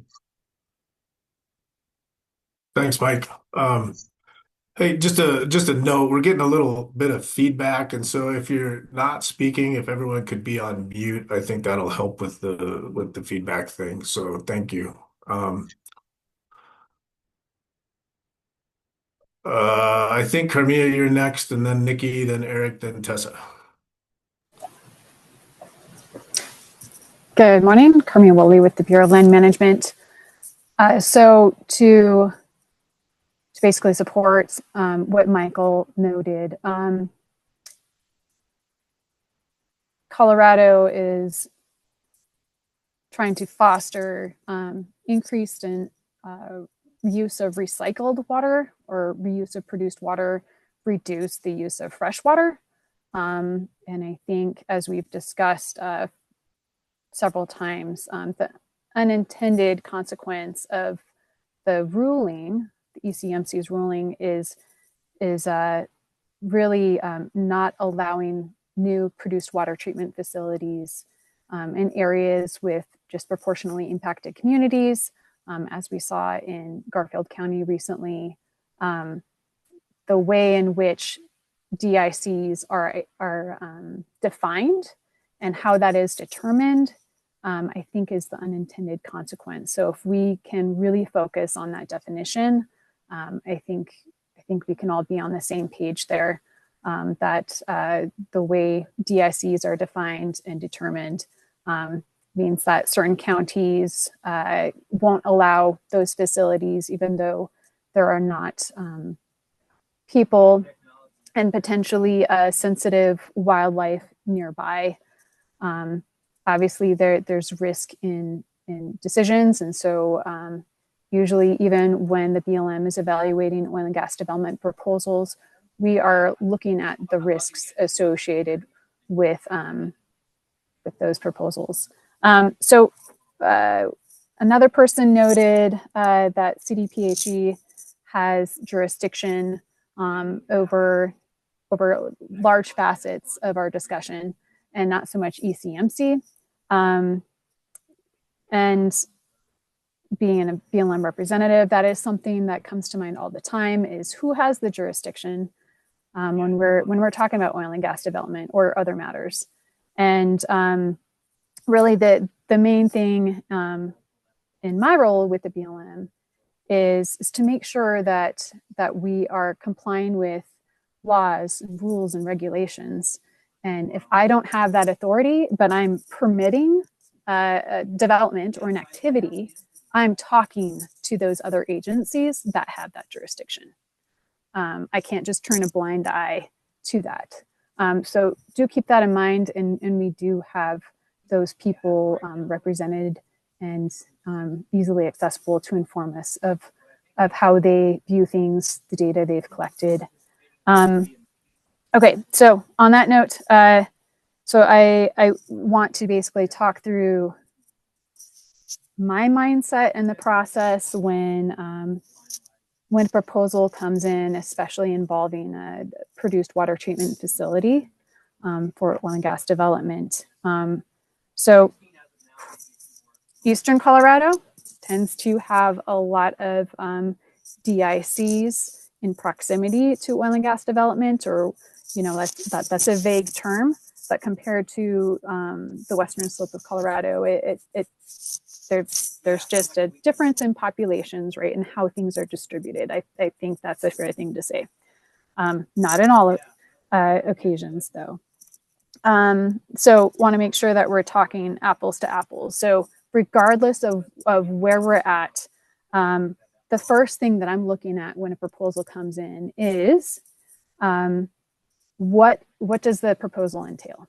What is the design? What are the best management practices? Are the emissions controlled? Is there a filter? I've seen kind of a sidetrack, but more of like a land farming application where emissions are actually routed through soils with microbes, and the microclimate is controlled, right? Where basically what is essentially emitted is water. So similar to that, I think we can evaluate best management practices, capture controls, right? But really, like, first thing is looking at the design and the best management practices of the proposal. Second thing, I am looking at all of the sensitive receptors nearby. So that can be 2 to 3 miles, that can be a half mile. It depends on what sensitive receptor I'm looking at. So that could be air. If there are sensitive receptors like humans nearby, we'll be talking about doing a near field modeling analysis. So that typically is anything within a half a mile. If there are residences, sometimes they can be seasonal, sometimes they can be full occupants of that area. So much of that depends. On the western slope, a lot of folks, they only occupy cabins for 2 to 3 weeks a year. And so, as Michael was saying, in those occasions, sometimes those owners, those residents are contacted and may or may not provide consent for the oil and gas development to be nearby. And then going back to the near field modeling, right? You're looking at the topography, you're looking at wind direction, you're looking at a lot of different factors when you're doing that near field modeling, but also including the design, right? And knowing the heights of things. And so you're trying to, I guess, consider so many variables that can affect how emissions, right, disperse, or how they might affect nearby sensitive receptors, humans. So on that note, though, modeling has its limitations. So adaptive management is also important. If there are sensitive receptors nearby, right, and you based your decision on a model, especially if we're talking about longer term facilities, it may be a good thing to do further modeling or to revisit the permit periodically, because there might be some other factors that are not considered, right, in that model. And then another thing when it comes to modeling is the cumulative analysis, which has been noted by several folks. That's very important, to not just consider the proposal, to not just consider recent development, but all existing development for an area and not just oil and gas. All right, thank you much. That's all I have to say. Thanks, Carmia. On the cumulative impacts piece, I will note that just so folks know that, as John indicated, currently under ECMC rules, a centralized produced water treatment facility goes through an OGDP process, an oil and gas development plan process, and under the recently promulgated cumulative impacts rules would also be required to comply with those cumulative impacts rules in its review process. And so that's just a bit of information that's not here nor there. But and folks that are throwing things around in the chat, I'm going to ask that we talk rather than put things in the chat, because we need to make sure that what is being presented is available to be heard by the public that is listening in as well. And so if you have thoughts, just raise your hand and we'll make sure you have an opportunity to speak. So Nikki, you're next. Thank you. Nikki Wells here. Good morning, everybody. I've heard a lot as a community person, and I'm going to try to address a couple of things. Proximity. I want to piggyback off of what Jesse said and saying maybe we need to figure out other options other than having these plants located in communities, disproportionate communities. Also, like,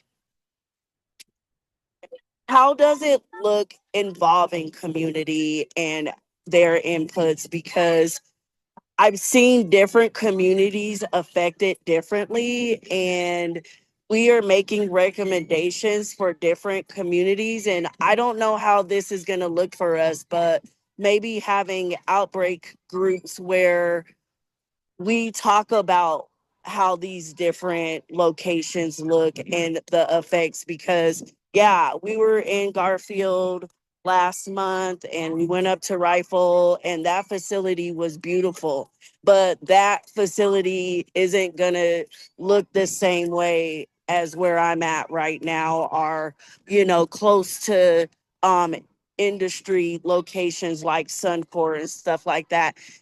I just think that wouldn't be feasible to do that. So like not having these facilities and locations near residents. Someone talked about weather and wind and um location, like how far is safe enough for community is a question. And when they're what about the facilities that are already in these communities? What does the communication look like for community? Do we have like a text thread when there is a emissions are up, or when there's gas spills, or how do we communicate with community? It was so much said, but I just, as a community person, talking to community, and we're going to be making these recommendations around DEI and disproportionate, however we want to say it. How do we include people to get their input? Because we're the outsiders looking in. And yeah, we could, as engineers and scientists and, people in environmental justice circles and all of that, we have our professional inputs, but I want community inputs to feel just as important as our inputs. So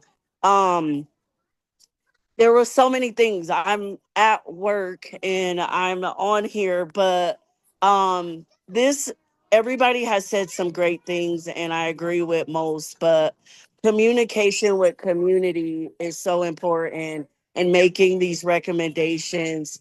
I'm with Harmony on just showing that importance of including us, community people. So thank you.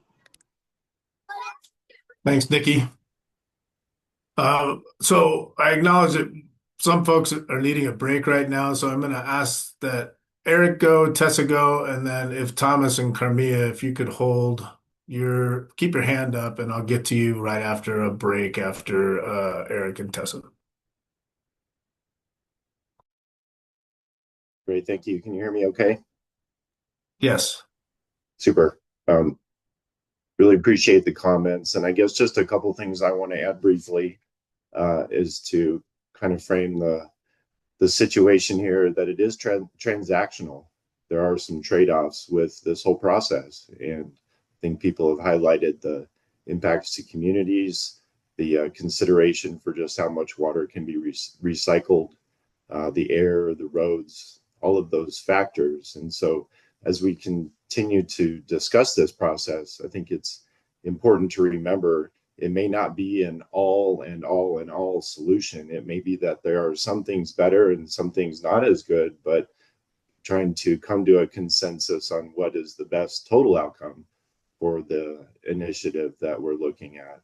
And I guess just highlighting, it's been mentioned, John High mentioned it, Commissioner Messner mentioned it, the new cumulative impacts rules. I think it would be valuable for this group to understand the expectations that those rules set and the processes that are utilized to be able to align with the expectation of those rules. I'm sure that most people understand a lot of these key things that we've discussed with emissions and setbacks in communities. We don't have to start from scratch. There's a great basis within these new rules for the processes that we'll go through. And as was highlighted with the OGDP process, a lot of these things would be considered for these sightings, for these placements, for these operational activities. And so I think it'll be valuable for people to understand that those considerations are being made. We don't necessarily have to come up with all those solutions ourselves. We can leverage those processes and those rules that are in place already once we have a good understanding of what they set as a benchmark. Thanks.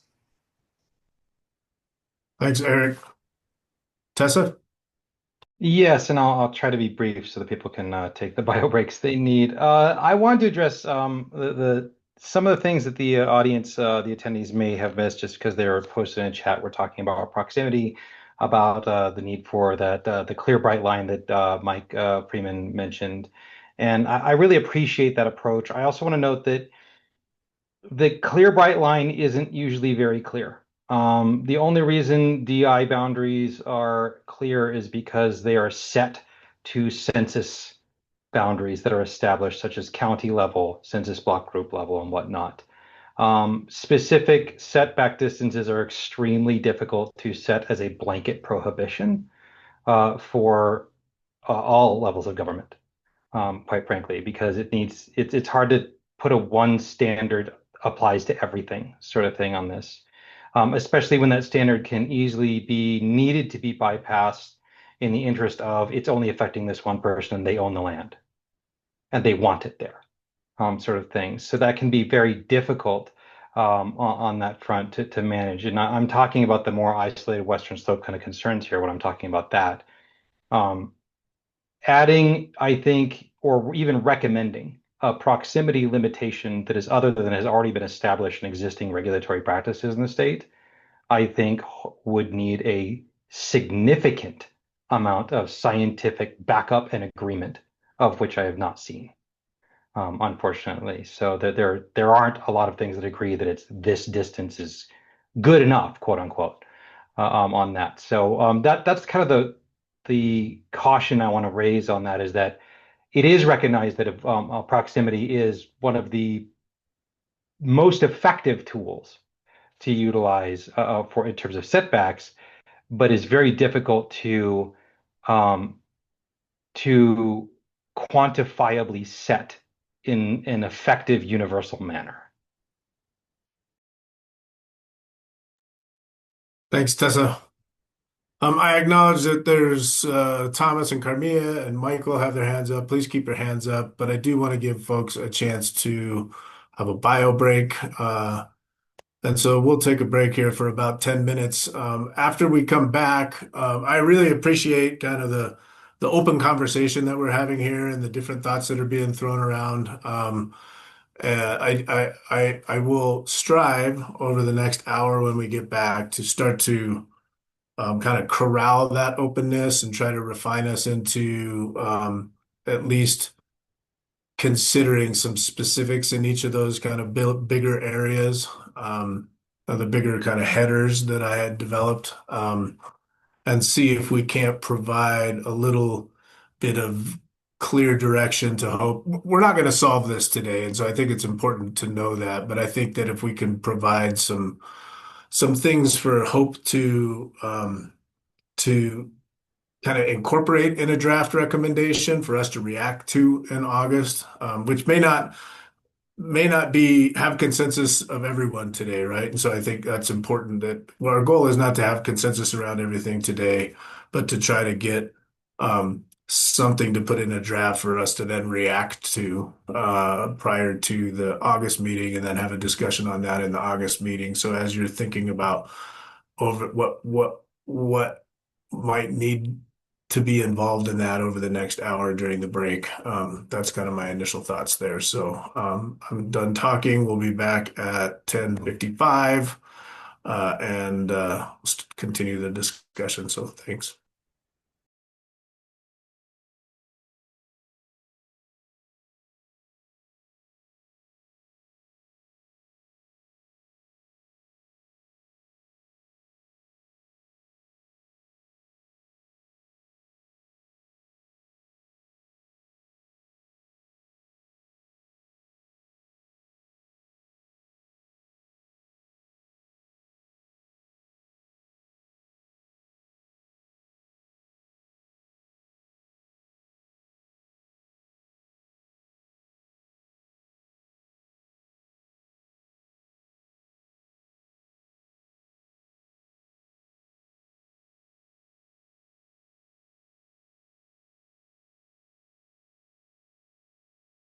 I don't think we're.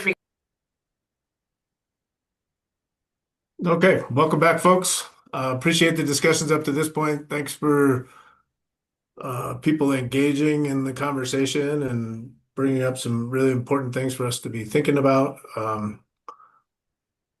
So we'll continue with Thomas, Carmia, Michael, Barbara, Nikki, and then I might ask some leading questions after that to try to get us to a little more focus on particular topics and continue having folks share their thoughts. So Thomas, go ahead.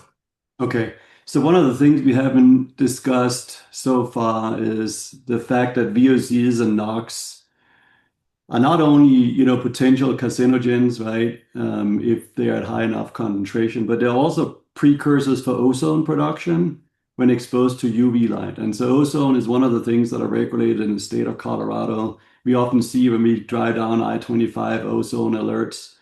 And so it's just, we haven't talked about, VOCs and NOx as precursors for ozone. There's obviously a lot of things that can be done to limit VOCs that are precursors for ozone by using electrified systems, closed loop systems, power grid power drill rigs and so forth and so on. So and ozone is not, that impacts regional areas and which is way beyond local areas, right? That we are talking about now. So where does ozone fit into this discussion, if at all? Yeah, thanks, Thomas. I think I'm gonna put that in the discussion around emissions and emissions control, and I think that's a consideration for sure. So, Carmia?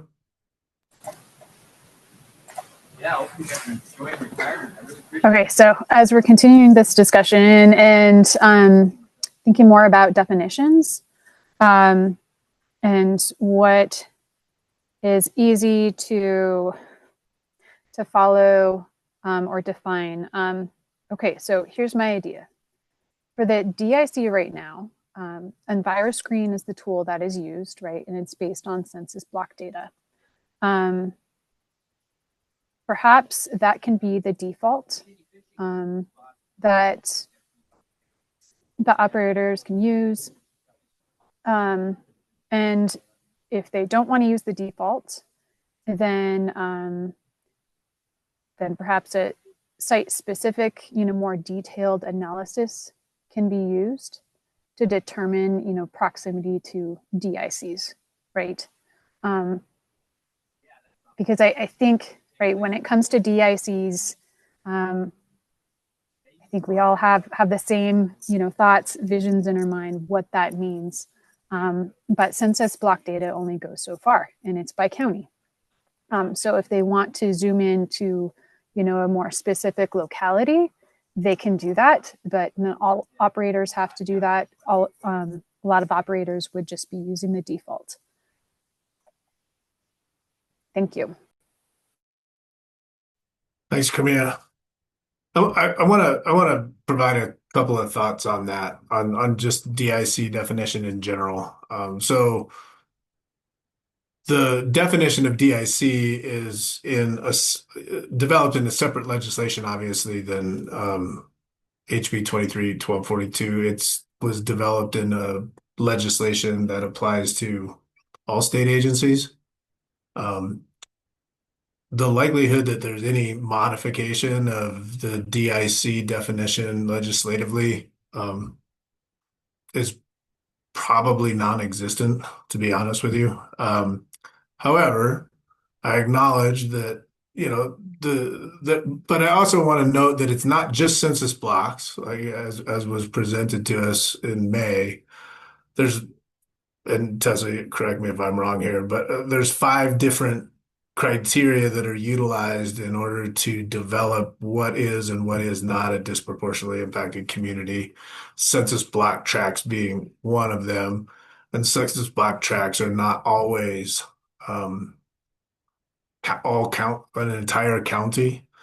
In the more rural parts block group, Mr. Chair. Sorry to interrupt. Census block groups is the correct term, and yes, they're smaller. What am I saying? Tract is a different level. Okay, right. Groups. Um,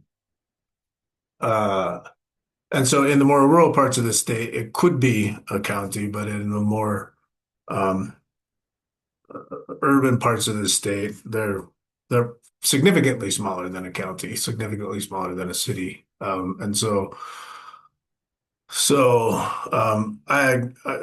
I think that there are a number of people that acknowledge that there's different elements that develop disproportionately impacted communities. But I would be leery of us providing any recommendations that would include modifications of the definition of disproportionately impacted community, as it would have bigger ramifications beyond this kind of finite thing that we're talking about. So that's just my thoughts on it. I'm not trying to debate you. I'm just saying that that's kind of the things I think about when you're bringing up modifications of definitions of DICs. And Chairman Messner, I hope I can elaborate a little bit. So just brainstorming on that, and not knowing all the technical aspects of it. So maybe not the DIC definition, but more so just focusing on the ECMC ruling, and then just generally considering, right, maintaining what's already established, but maybe adding an additional component where an operator could provide more specific analyses, especially in like the Garfield County scenario near Rifle that we visited. Thank you. Okay, thanks for that. Yeah, I've lost my place. I think it was Michael, Barbara, Nikki, Harmony, Clay. Thanks, John. Mike Freeman. I just wanted to respond to a couple of the points folks have been making about arguing that there's a lack of scientific data to support any given setback distance. I think that's kind of the point of a setback, which is that the scientific evidence on health impacts or on quality of life impacts always lags the growth and development. And if we wait until there's a clear scientific consensus about what the safe distance is, it's really a prescription for paralysis and not doing anything at all. And the idea behind the setback is to take a precautionary approach that recognizes that we are always going to be making these siting decisions with incomplete data and incomplete science. One thought I had to kind of build off what Carmia said would be, the existing statutory DIC limitation, it takes the same approach I'm advocating, which is a bright line rule based on the evidence that's available. And one possible approach here, I suggested a 5-mile setback, but another option might be if we've already got a bright line that the legislature has adopted, which is no centralized facilities in DICs, one possible approach on the Western Slope might be to include a service owner consent off ramp, so that you can't put it within a DIC unless you get a service owner consent from whoever might be affected by that within a certain distance. I think we have to work that out. What I really think is what I'm really concerned about is that we not move in a direction of trying to make these siting decisions based on a site-specific analysis or analysis of given design features or mitigation measures for each operation. Because when you do that, it always puts the affected community members at a disadvantage, because the folks who have the expertise and the resources and the most information on any given project and the impacts are going to be the companies that are advocating for it. And the folks who are going to be on the receiving end invariably lack that data and the resources to really make a full technical presentation. And again, I think the experience that Colorado's had with its 2,000-foot setback from homes is really illustrative. What that setback does, Rule 604, is it requires a 2,000-foot distance between an oil and gas well pad and a home. but it includes an exception or an off-ramp for operators that are using protections that are, quote, substantially equivalent to meeting the setback. And in practice, what that has meant is that operators routinely get exempted from the 2,000-foot setback based on all kinds of best management practices that don't really amount to much, to be totally frank about it. And what the ECMC numbers show is that despite purporting to have a setback that requires oil and gas well pads to be 2,000 feet from a home, on the Front Range for the last couple of years, literally 50% of new wells have been inside that setback distance. So despite the setback that was adopted by rule, it's routinely not complied with, and it's done so because of the same kind of site-specific analysis that I worry is being discussed here today. So I'd urge folks to include, design features are important, air pollution controls are important. All that has to be an important piece of the recommendation, but it also needs to be grounded on a really clear, bright line distance component that doesn't depend on what an operator or what a company can demonstrate in arguing that it's trying to do mitigation. Barbara? Yeah, thank you, Chair Messner.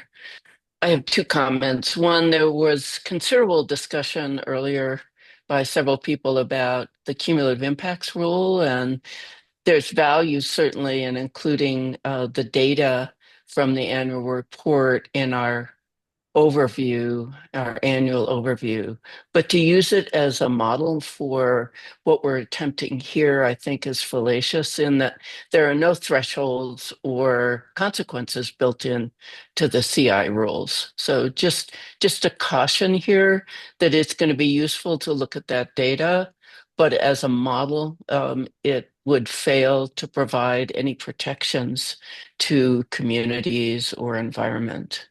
That's my understanding anyway. Second, I want to go back. We are dealing with the definition of DICs, which we're not going to impact, and we're also dealing with the legislatively required prohibition in 1242. So that's the rock on the hard spot between which this discussion is trying to lead us to some kind of resolution. Whatever resolution we choose should be based on a precautionary principle. We should be worried about exercising our responsibility to protect the people who live in this landscape, whether it's lightly populated or densely populated. And for that reason, I think it would be useful to have a statewide common rule, and perhaps the setback that Michael is recommending would be such a rule that could function both in heavily and lightly populated landscapes. Thank you. Thanks, Barbara. Nikki Wells. Oh, sorry. One sec, Nikki. I'll jump to you next, but I do want to just slight correction there. The cumulative impacts rules are different than the rules that develop the cumulative impacts report. And so the cumulative impacts rules do have enhanced protections around cumulative impacts and setbacks and community engagement requirements. And so there are additional protections associated with the cumulative impacts rules. And there are folks that think they didn't go far enough. And I think that perspective is obviously I respect that perspective. But there were enhanced protections that were developed in part of the cumulative impacts rules beyond just the cumulative impacts report and the data associated with that. So that's my 2 cents on that one. But do they include any thresholds over past which consequences are imposed? There are setbacks associated with different things, and I have to pull up the rules to be exact on it. So don't quote me on this, but for example, 4,000 feet is one setback associated with the new cumulative impacts rules. There's additional community engagement requirements. And so there are elements, and I do acknowledge that there are folks that didn't think that it went far enough. And so, do acknowledge those voices. But to say that status quo, I think, is also inaccurate. And so there is a subset of modifications that were made as part of that rulemaking. And so, Thanks, John. I wasn't suggesting it was status quo, but to my knowledge, there are no thresholds over which for data over which there are consequences. okay, Nikki, go ahead. Oh, Okay, sorry guys, I tried to unmute. Okay, so I wanted to do a recommendation of going over EMCM's rules versus CDPHE's rules. So when we're making these recommendations, we're not making recommendations that clash with rules that go against our recommendations.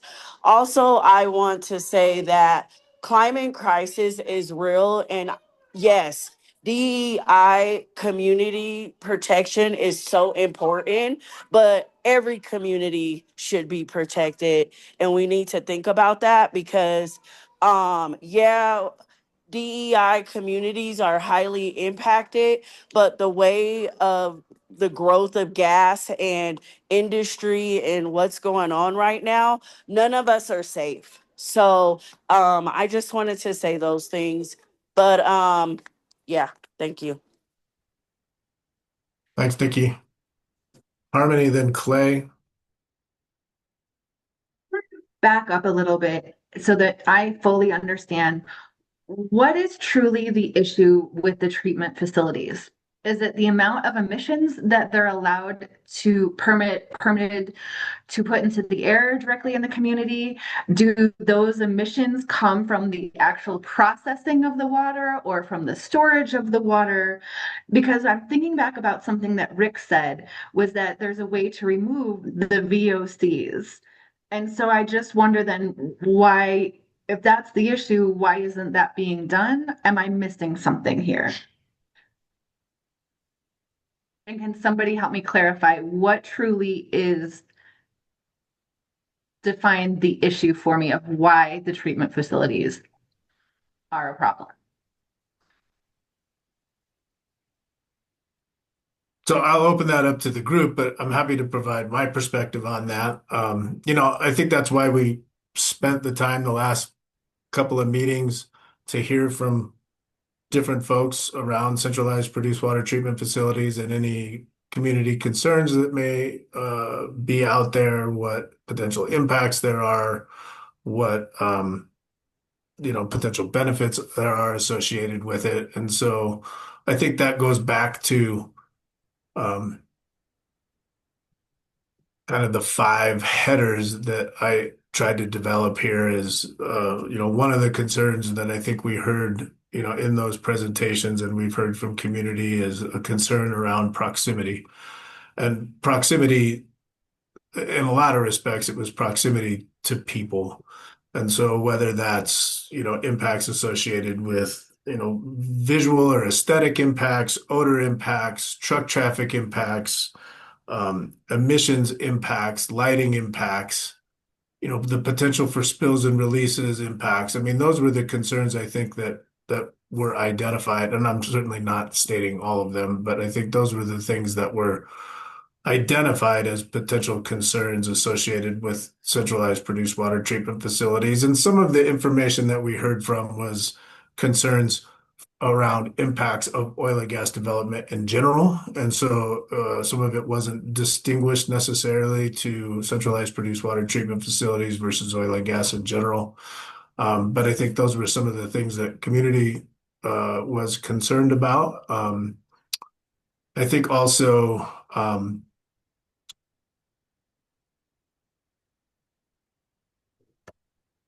well, I've lost my train of thought now, but I think that's my initial thoughts on the potential for impacts, and then I can't answer the treatment question that you asked, and so if someone wants to answer that. Clay? Yes, Clay Terry here. Harmony, among other things, the issues around transportation, its impacts on road quality, various things in transport of water, to facilities as well as emissions. All of those are considerations that we're trying to deal with to sort of answer your question.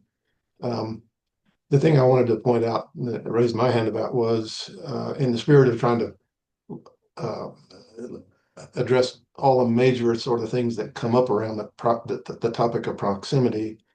I just wanted to point out that population dynamics are not static, and part of the issue we're going to have going forward is exemplified by the oil and gas development in Weld County, for instance, over the past decade or two.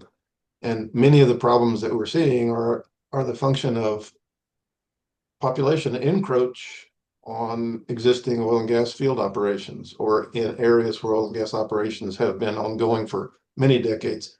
That's not going to change. And so we just need to keep in mind that whatever we do, we have to remember that population dynamics are not static. So some of the things that we end up recommending that for available resolutions and operations going forward, need to keep in mind that what is permitted today needs to be uh, promoted to the public so that they understand that there are oil and gas operations in these areas, maybe facilities and process and treatment facilities are going to be in place. They have the right to be there in terms of the permitted requirements that have been met, even though population dynamics may change. And so it needs to be remembered that we're dealing with a balance here between population and industry, environment, and all of these things together have to coexist. So thanks. We'll go Cloel, Michelina, Rick, Carmia. I'm gonna ask a few questions then for us to answer after that. So I just wanted to, can you guys hear me okay? yes. I just wanted to answer, Harmony, your question. What is the problem with the wastewater or the treatment facilities? It's not inherently something wrong with the facility. It's anytime you move a hazardous substance into a new area, you want to make sure that you understand those inherent hazards, if you can manage them and mitigate them, and make sure that any sensitive receptor is going to be protected. So it's everything that's been talked about. It's, can we treat it to submission levels? Can we make sure to mitigate any potential emissions? No treatment is going to be perfect. There will be emissions. Are they low enough that we can mitigate and protect anything that's proximate? So that kind of gets to, are we accounting for all of the emissions, the volatilizations? Are we thinking about potential spills in lakes? Do we have proper setbacks? So it's all of that. If we're moving into a new area, what are we considering or not considering as we sort of create a new hazard that then could potentially pose risk to those proximate communities? Okay. Thank you. I mean, that it all helps, and also the current system in place has all those things already happening as well. And I'm thinking about save the Aurora area, where you have to drive it to Weld County to inject it into well, because there's no injection wells outside of Weld County and these sort of things. So I'm just trying to balance the offset of all of it, because the current system has a lot of harm. So how much harm is in this system, and what is the lesser of the harms, is where I struggle. Sorry, my name is Chloe Danforth. I always forget to announce myself. It's I think it's just a accounting of what we know and what we don't know before we move forward with something new. And I don't think that negates or changes or or undermines problems in the existing system, right? Like I don't think that, like your point, is negated by this conversation of just like, do we know what we need to know to be able to go forward with this or changing what the system is. So it's a precautionary sort of principle before we create potentially more harm or risk. And Rick will say that we can remove all the VOCs, but or maybe enough. And I guess I just want to know what is enough, and do we, and in the context of where we're putting this new thing, is it sufficient and can it be mitigated? Also, Rick, I'm having a hard time hearing you. I think there's something strange going on with your mic. When just to make a note. We'll go Michelina, Rick, Carmia. Thank you, Chair. Michelina Pollock. I wanted to revisit, and I think it would have been helpful maybe in the beginning, and I could be wrong, but what Nikki said about, I'd like to know the rules and regulations from ECMC and CDPHE. So I was going to put in my chat, kind of the notes from the cumulative impact rulemaking. Like, I think it would be beneficial, right? Because I know what is required in an OGDP. I know it's required for regulation and compliance. And I was kind of curious, not that I am frustrated that proximity is on there, but the cumulative impact rulemaking addresses proximity pretty significantly already. And I just feel like maybe it would be beneficial just to do a quick review when we are doing these topics, to review the already requirements and regulations that are in place. I think it absolves a lot of this conversation, possibly. Not that I don't think it's fruitful and it's meaningful. It's just that would be beneficial, because there's some of us that live and breathe it every day. And I'm like, yeah, remind me again of 2,000-foot setbacks, So I just think if I could just put a little chat in there about just kind of a brief summary of what's already in the cumulative impacts. And maybe if we could have that discussion, Hope or John, how you feel about that too. I feel like a lot of this could have been eliminated. The discussion could have been eliminated and understood. Just review that maybe. Yeah. Thank you. Yeah, thanks, Michelina. I do think that would have been helpful. And so what I will promise is that I'll get a summary out to everyone via email of the existing rules. I mean, I'm not going to cut and paste the rules. I'll just provide a summary of what was developed either through a number of different rulemakings, not just the cumulative impacts rules, so that people understand at least what's in place for centralized produced water treatment facilities. And that may help. I do think that this discussion is valuable either way, because I think, again, we're facing a situation where currently there's a prohibition of centralized produced water treatment facilities in disproportionately impacted communities. That's the status quo. So the status quo isn't the current ECMC rules. The status quo is that you can't have centralized produced water treatment facilities in DICs. So we're starting from a different place as far as determining what enhanced protections need to be in place to site centralized produced water treatment facilities in disproportionately impacted communities. And so that was my mistake, though, not to at least bring up what already is in place outside of disproportionately impacted communities and ECMC's rules. So thanks for bringing that up.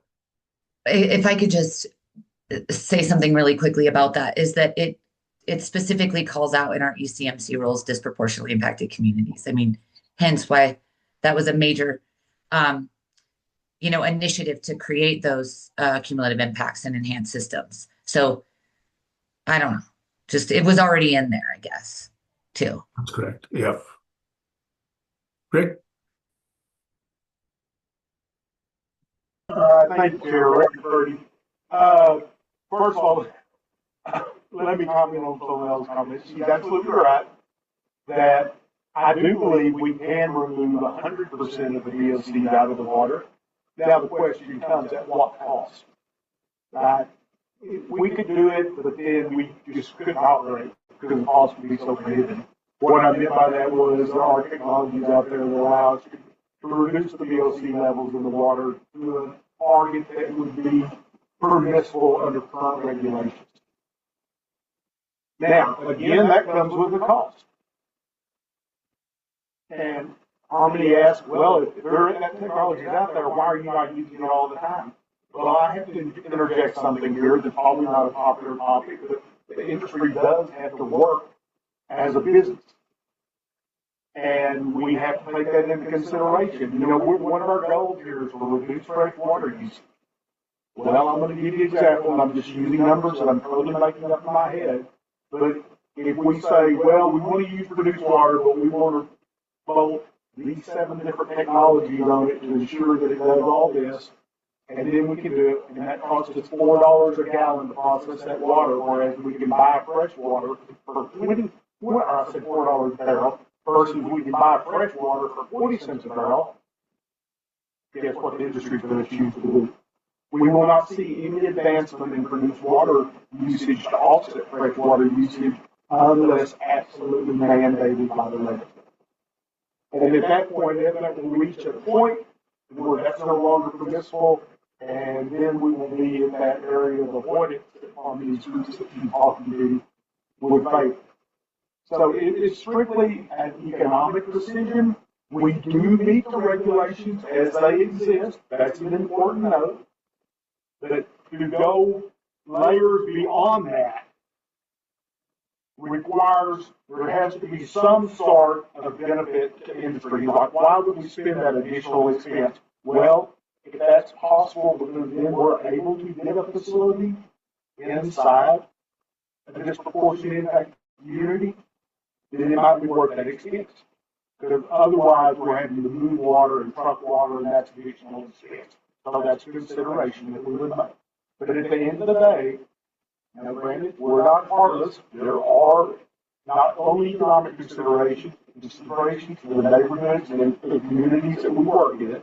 That's going to be a consideration. But don't ever forget that the economic portion has to be a factor. Thanks, Rick. You are having microphone issues, just so you know. It sounds like you're in a submarine. But I can understand what you were saying. So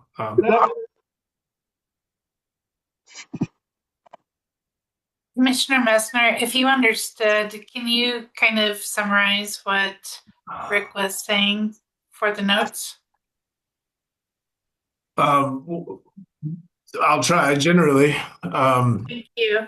Otherwise, I'll just ask Rick to put a short summary in the chat.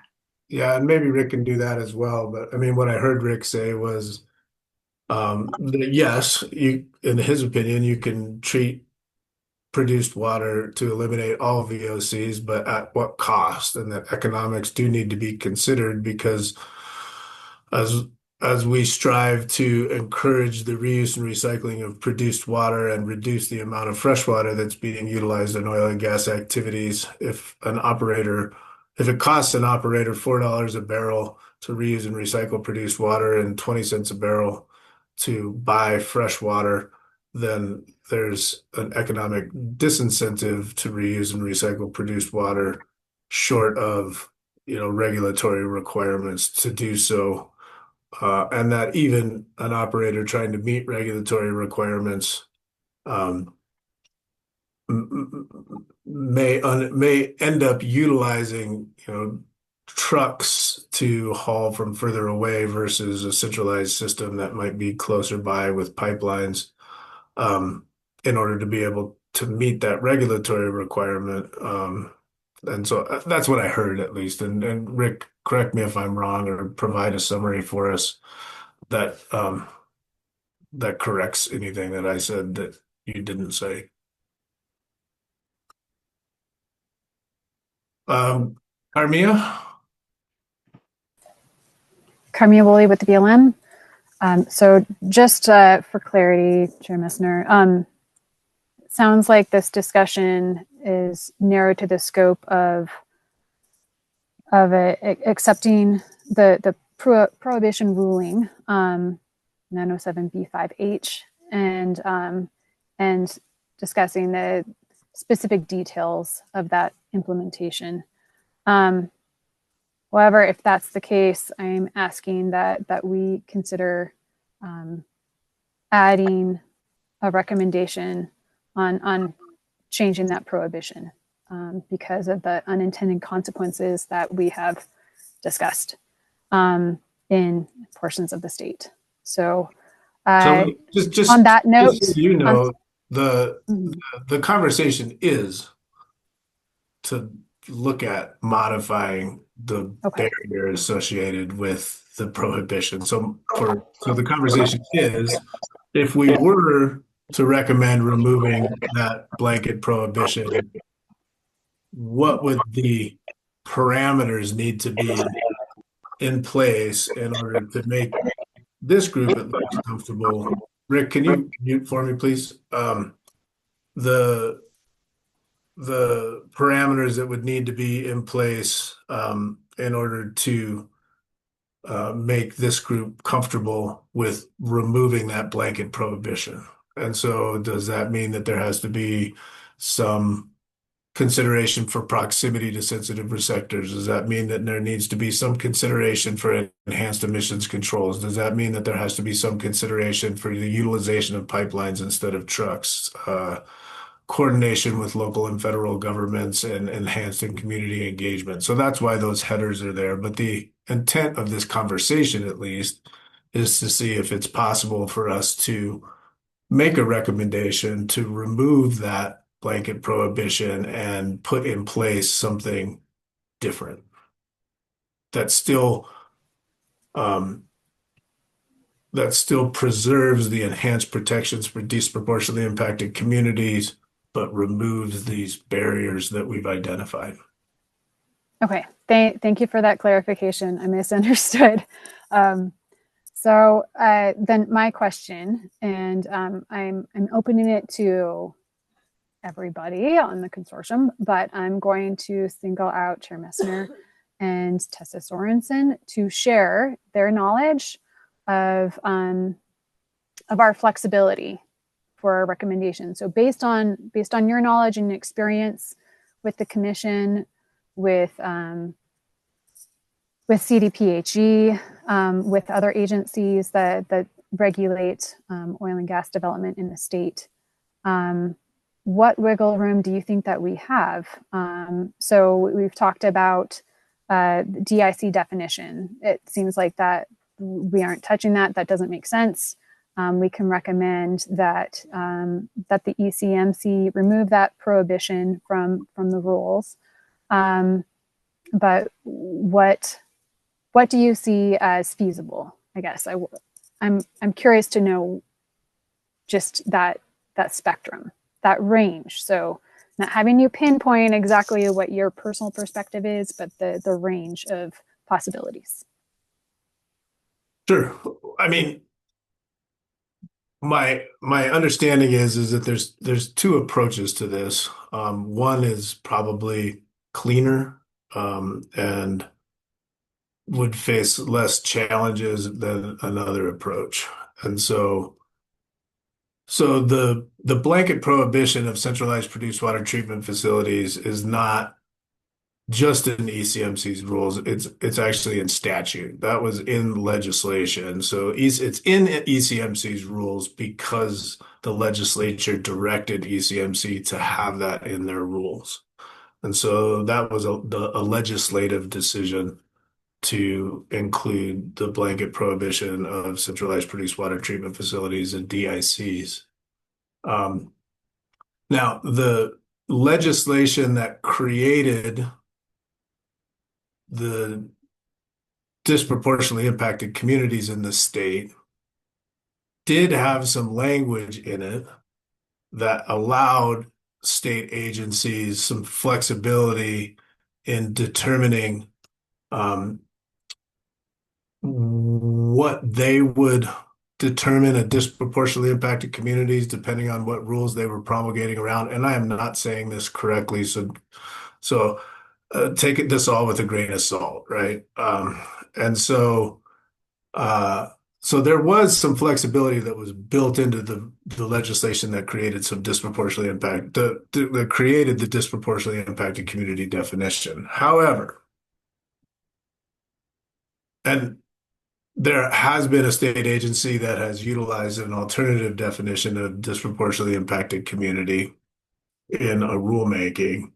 However, that is facing legal challenges associated with it, and um, and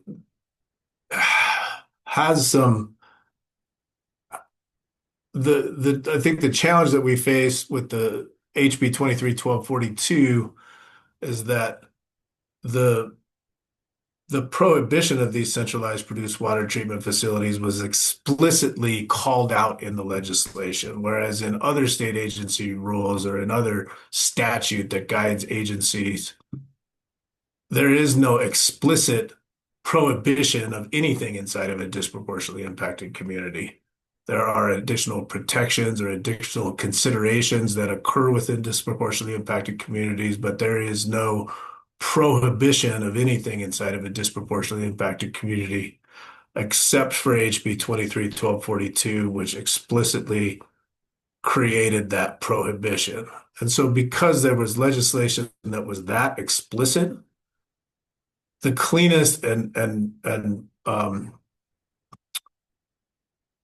probably the approach that would cause the least amount of challenges to any modification to that would be a legislative approach. So legislation that would modify that to something different. And so what we're talking about here is not necessarily the approach that needs to be taken in order to modify that, whether that's through a rulemaking process or whether that's through legislative process. But from my perspective, what we're talking about here is, should it be modified? What would we need to have in place to feel comfortable that disproportionately impacted communities were getting the intended benefit of that prohibition, which is enhanced protections, while still being able to remove the barriers to reuse and recycling that are caused by a blanket prohibition of centralized produced water treatment facilities at a disproportionately impacted community, particularly in areas of the state where centralized produced water treatment facilities would need to be sited in order to be able to meet existing reuse and recycling goals that we've created and that they've historically done. And so that's my perspective on it and kind of what we're moving towards here. And I do acknowledge that we've got 22 minutes left in the meeting today, and I do actually want to get to some clear direction to hope before the end of this meeting. And so I would like to also ask some specific questions so that we can get some clarity here. But I don't know if that answered your question, Carmia. It did. Well, the two approaches are they legislature and then also I guess rulings. So correct. So either go through agency rulemaking only or go through legislation that would ultimately then result in agency rulemaking as directed by statute. thank you. Tessa, Emma, Harmony. I was not next, but I want to be brief just to add to finish that real quick. So apologies, Harmony. I'll be as quick as possible. I just want to note that CDPHE is not a single entity. It is much like saying the Department of Natural Resources. We are multiple agencies on the environmental side. As related to this discussion, it would be the Air Pollution Control Division, but the rules are actually not set by the division themselves, but by the Air Quality Control Commission, which is in a separate area of CDPHE, as well as the Water Quality Control Commission, which writes the regulations that WQCD, or Water Quality Control Division, manages or enforces, as well as the Solid and Hazardous Waste Commission, which sets the rules that the Hazardous Materials and Waste Management Division of CDPHE, excuse me, enforces. So that there are multiple rulemaking commissions involved here. The AQCC is the only one that has prioritized particular definitions of a DI community, but it is not strict prohibitions as Commissioner or as Chair Meshner stated. That's all I want to add on there is that it's not as simple as just CDPHE. Also, that CDPHE on the environmental side is tasked with regulating discharges or emissions into the environment, not to and their associated controls, such as hazardous waste disposal, solid waste disposal, discharges in the water, as well as things like protection of public waters and waters that are used for consumption. So not regulating or prohibiting overall operations, but the emissions associated with those. ECMC, on the other hand, is tasked with regulating entire operations for energy. So a little bit of a difference there in our jurisdictions. Emma? Thanks, y'all. As a local government representative from a disproportionately impacted community, I felt like I couldn't let this moment go. Adams County has faced this a lot. And I think one of the conversations that is so important is how we define impacted community. Because when we use a state lens, it's really easy to decide that a small group of people can have a higher impact. But when we combine that with a local lens, those local voices who might be experiencing the higher degree of impact need to be weighed against what is also in the best interest for water conservation for the state and for the region, because their health matters too. And it's always a tension.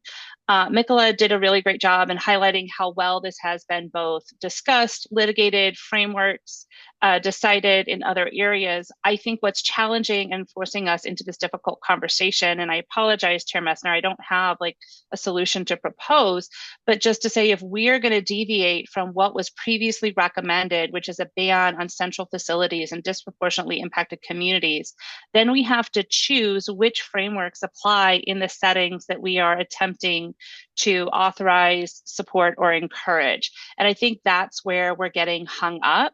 And unfortunately, me as well, because to reopen a ban on something that had been heavily debated in the state legislature to give us this framework does put us in a situation where we're reopening all those other conversations as well.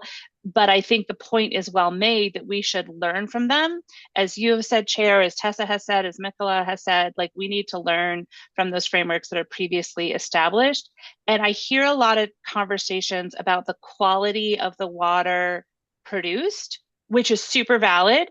I would also like us to be considering what are the outputs during the recycling or production process, because as much of a risk to community is the water that is stored pre-treatment and what engines or electricity or power is used to do the recycling and the production, and what are the outputs during production, as well as the question of what happens to the water when it is produced and what quality are we expecting out of that water post-production. And then, of course, the reoccurring question of what uses for that produced water are safe and stable for a community, both locally and statewide. So I wish I had a here's what to do, but I will say the conversation is right. And the fact that it feels hard, I think signifies how hard the conversation just is. Good points, Emma. Harmony? As we look at this topic and all the topics, I just want to think about what is possible and who is impacted. I work in a DIC and interface with community members every day who are working multiple jobs, are on SNAP benefits and Medicaid that they're about to lose, and are struggling just to make it. I hear what Rick just said, and then I also was an accountant in the oil and gas industry. And so when I pull up Noble's profits for last year, they returned after a stop $575 million to shareholders with $1 billion in profits. Civitas, over $300 million in income in just one quarter. Select Energy, I can't see your numbers, but increased a remarkable 26% increase in annual revenue, an impressive 62% growth. And I won't even pull up Chevron's. So when we look at this, what I also see as a disproportionately impacted community, maybe there's also something as a disproportionately amount of profits in an industry. And to hear that, we're a business, the amount of money that this business and this industry makes year over year over year is absurd. And the impacts on community and our planet are extreme. Okay, I'm gonna ask a few questions, and I want folks to know that I wanted the initial part of this conversation, which took a little longer than I thought, but the initial part of this conversation, I wanted to really just be open and let people just brainstorm, share their thoughts. Okay, that it's all over the place, because we're good at being all over the place, and so, but I also didn't want to come to any immediate conclusions. I wanted to let people to let each other speak their minds and kind of help frame like the topics that need to be, further drilled into. And so there was a lot of information that just came out in a really short amount of time, and I appreciate everyone being able to share their thoughts and this is good information, and I think Emma summed it up well. This is a hard conversation, and there's a lot of things going on here. There's going to be a lot of different perspectives as we, continue to work through this, and I'm sure we don't have enough time to do it all, because we never have enough time to do it all. And so, but what I would like to do right now is just talk about each of those things and see if we can't, um, drill down just a little bit into each of those in the last 15, 20 minutes that we have here. And so the first one is proximity. And I think we heard a number of different things around proximity. We heard that, proximity has to do with the technologies that are being utilized. These are the different perspectives that I heard. Proximity has to do with whether something is necessary or preferred. Proximity has to do with sensitive receptors that are more than just human receptors, but are a number of other types of receptors. I heard that proximity is clearest if there's a bright line associated with proximity. I heard that proximity needs to be determined from a science or scientific basis, and I also heard that proximity needs to be determined on the precautionary principle. I'm sure that there were other things around proximity, but that's a lot of different perspectives associated with proximity. We also have a lot of different, I think, a lot of different ways that disproportionately impacted communities are laid out in the state of Colorado. And like we talked about before, on the Front Range and the more urban areas, these disproportionately impacted communities from a boundary standpoint are significantly smaller than they are in the Western Slope. And so one question that I want to ask, and I think that all of the proximity things are valid and important and are good considerations, but do we need centralized produced water treatment facilities in close proximity to densely populated areas, particularly densely populated, disproportionately impacted communities? And so that's a question I want to throw out there, because I ask that because when we talk about proximity and potentially creating a setback or even performance-based proximity considerations, and I know there's a difference of opinion on that, and so I'm not suggesting one or the other. I'm just throwing that out there. Do we need to be thinking about whether or not centralized produced water treatment facilities need to be located in disproportionately impacted communities in urban areas or more densely populated areas, or are we really just thinking about proximity as it relates to centralized produced water treatment facilities in more rural parts of the state? Carmia?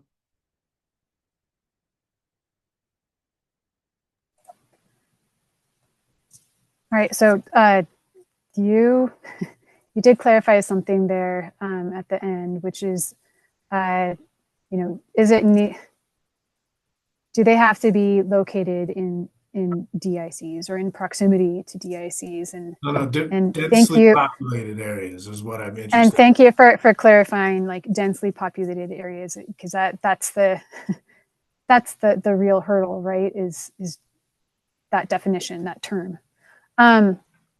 So I don't believe that the facilities need to be located near people. Sometimes, like that depends though, right? I'm sure there are situations where it could be argued otherwise. But even when it comes to stimulations, well completions, right, where a lot of the water is being pumped, right? The remote hydraulic fracturing facilities can be 2 to 5 miles away. That is not uncommon to have lines between those facilities and the well sites. And that could probably be extended, with time, with better technology, with better practices. But yeah, I don't think it has to be in close proximity to people. And even when we're looking at oil and gas locations, right? If there are sensitive receptors nearby, we're looking at alternative location analyses. Sometimes a CPW or local government or BLM or state will say, oh, that's a no-go. This location is a no-go.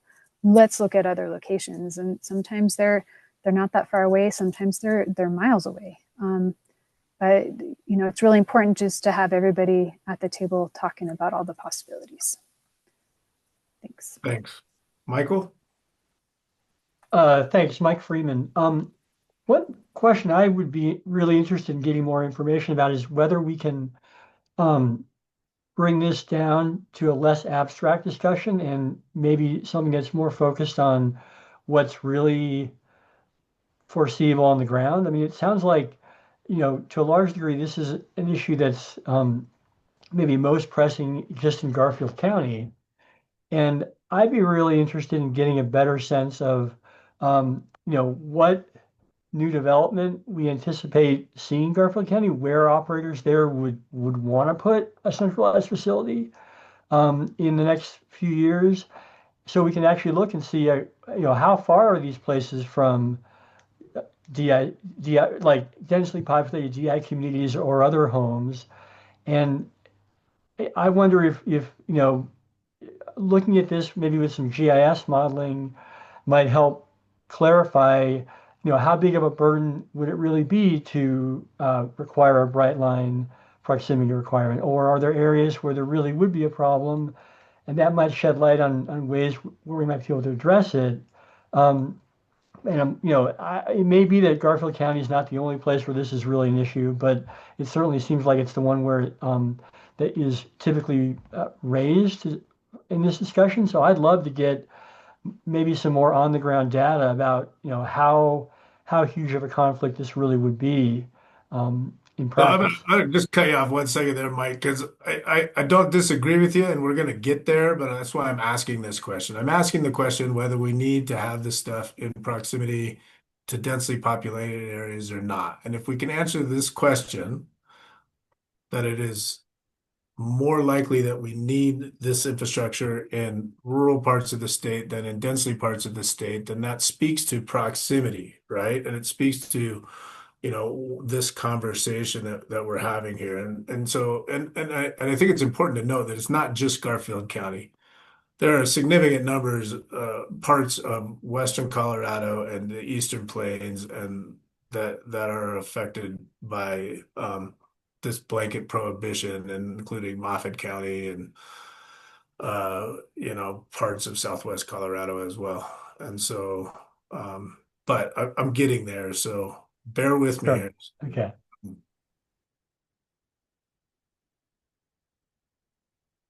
John Heil?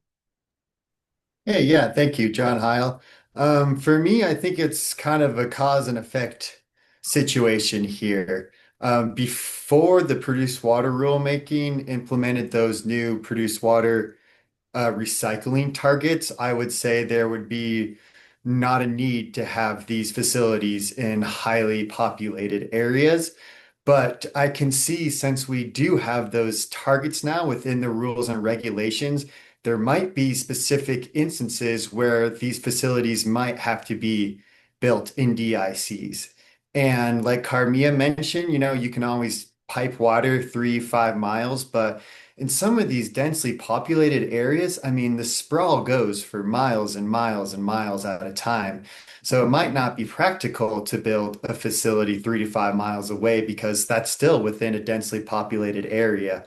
And so I think there's some instances where these facilities might have to be built just for the operators to meet those recycling targets. And so I think that is also something we need to think about because those targets are a mandate as well for the operators to meet. And so that's kind of where how I think about this situation. It's can we allow the operators to meet those targets? And how can we assist the operators in meeting those targets? It might require DI or it might require these facilities in highly populated areas. So that's kind of how I think about it. Thank you. Well, and I want to point out that we're talking, the question here is, um, do they need to be cited in disproportionately impacted communities and highly populated areas versus do they need to be on the Front Range at all? That's not the question I was asking, but I hear what you're saying, John. Doug? Doug White, experience and expertise. I wholly agree with what John had to say there. I've been listening today quite intently.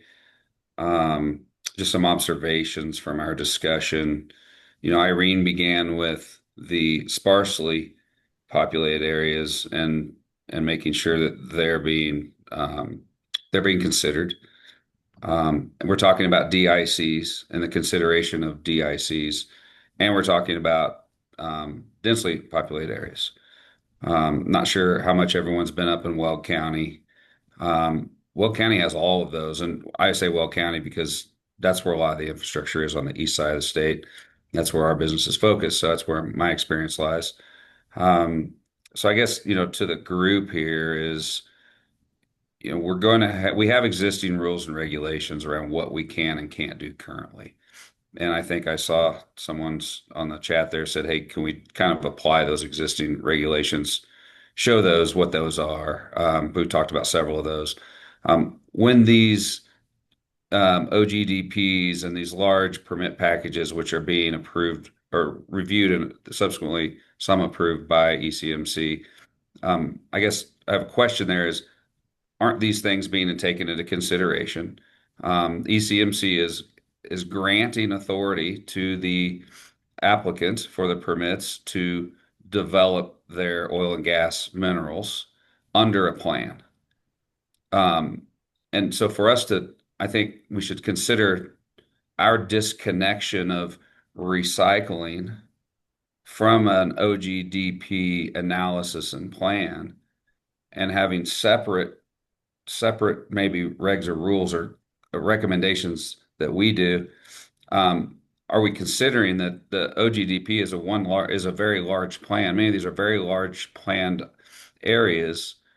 Are we taking consideration what we are recommending alongside of what a very highly planned development looks like? I don't know that. I'd like maybe if we can I'd like an answer, feedback on that. Because I feel like we're paying ourselves into a corner a little bit with consider sparsely populated, inhabitants, consider DIC inhabitants, consider highly populated areas. I just don't know where we would go or where we do go. If we all have, many of us have different positions, but we're considering all of those. Maybe I'm missing it, but we're tasked with providing a proposal or feedback for how we achieve reduction of groundwater, freshwater, and achieve goals and targets that are mandated now. These have to go somewhere. So that's my observation from our discussion today. Thank you. Thanks, Doug. And just some quick feedback on that. I mean, the consortium was mandated and is mandated to reduce the amount of fresh water that's being utilized in oil and gas activities. The discussion we're having today is about whether or not it is appropriate to site centralized produced water treatment facilities inside disproportionately impacted communities. And if so, what enhanced protections need to be in place to allow that to happen? Because currently, under statute, there's a blanket prohibition of that. And so status quo is that you cannot. And so the question here is, if we were, do those enhanced protections look like? And so Tessa, go ahead. Okay, I'm going to give an uncharacteristically concrete response to your question, Chair. Do they need to be in densely populated DI communities? No. What's the definition of a densely populated DI community? What is dense? Are we talking Commerce City? Should they be there? I think it's pretty easy to say no, they should not. Should they be in the urban areas of Grand Junction, Pueblo, Colorado Springs, Greeley, Fort Collins? No. When you get into Weld County, around Fort Collins and Greeley in particular, this is where it gets very difficult because the sprawl is a lot more gradual. It is not the clear line of the Denver metro area to the Eastern Plains. It is a scattering of urban areas to very, very agricultural and rural areas. And so those are the areas where the definition of what dense needs to be is very important for this discussion, I think. And those are the areas I think we're truly speaking about in terms of should something be, is there a need to have it there? I think everyone can agree, is there a need to have a new centralized water, produced water infrastructure and storage facility in the heart of Aurora? No. Will there need to be one that is accessible to wells that exist in Aurora? Yes. In order to achieve the requirements set by the ECMC for produced water in the DJ in particular, because they are less used to recycling it, unlike the peons, who are a lot more experienced and do a lot more of that normally. Thanks, Tessa. That was the answer I was looking for. And so, and I wasn't trying to fish for an answer, but I think that that's what I want us to be thinking about, is that there is a situation in the rural parts of the state where we've got a need for centralized produced water treatment facilities in disproportionately impacted communities because the entire county or portions of the county are disproportionately impacted.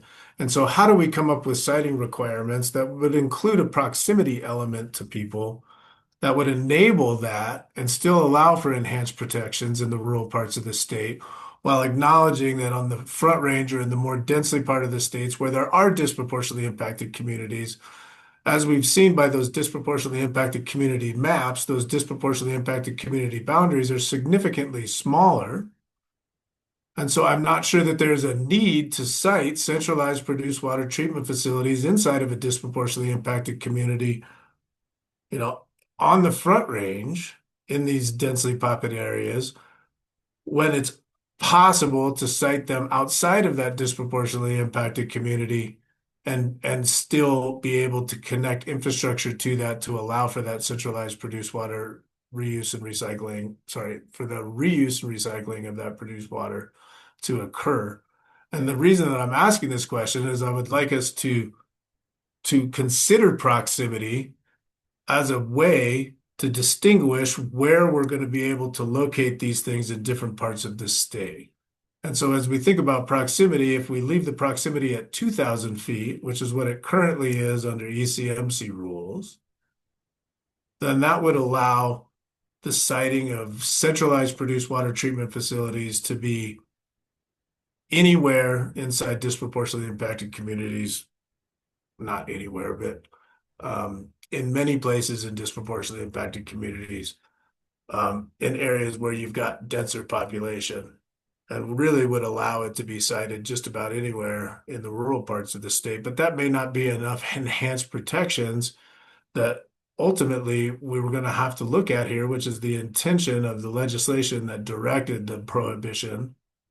And so when we think about it, I don't think we can apply the standard ECMC rules and still accomplish enhanced protections. And so I think, as Mike is talking about, do we need to look at some additional setback to ensure that on the Front Range, that the disproportionately impacted communities that are disproportionately impacted and densely populated still have those enhanced protections of a blanket prohibition, but the rural parts of the state that are going to need to be able to have these facilities are able to site these locations while still preserving enhanced protections for disproportionately impacted communities. Acknowledge that those communities are still disproportionately impacted, but have a broader area that defines that disproportionately impacted community. And so that's how I'm trying to think about this. And I think that's something that we need to think about, but I certainly, we're not going to finish this conversation today. We didn't get as far along as I was hoping that we were going to get today. And that's okay. We'll still get to that conversation, but I do want, I'm going to ask Hope to work with the different members of the consortium and myself to be able to come up with something for us to react to by the next meeting. Because we do need to start moving forward on some of this stuff. And I think a lot of these perspectives have been captured in the notes that were taken. But we're going to have to start getting more concrete with some of this. And I'll think about and work with Hope as far as what that looks like between now and the next meeting. And we do have an entire other meeting to discuss this. And not even, we don't have to come to a conclusion at the next meeting, but we're going to have to come up with a lot more clarity by the end of the next meeting. So I apologize we didn't get as far along today, but I like the conversation and I appreciate the different perspectives that were shared. And I want to emphasize here that anyone that was listening into this conversation, I think can understand the difficulty of this conversation and the different perspectives associated with this conversation, and that nothing that was said today is conclusatory. This consortium has not made any decisions. We've not provided even any clear direction to the director. And so we're really in the brainstorming stages of what's happening here. And so I want to make sure that everyone understands that this is a process and it's going to be a multi-meeting process. And we'll get to some sort of recommendation at some point, but that is not today. Does anyone have any other closing thoughts? I want to be respectful of folks' time. We're already a little bit over time. Director Dalton? Thank you, Chair Messner. I just wanted to share my gratitude for all of you being curious and asking questions. And I have a lot of notes, and I will be in touch with individuals as needed to refine that and prepare something for our next meeting. Thank you. Thanks, folks. And looking forward to continuing this conversation at the next meeting. Appreciate everyone's engagement today, and we'll see where we get. So thanks. Thank you.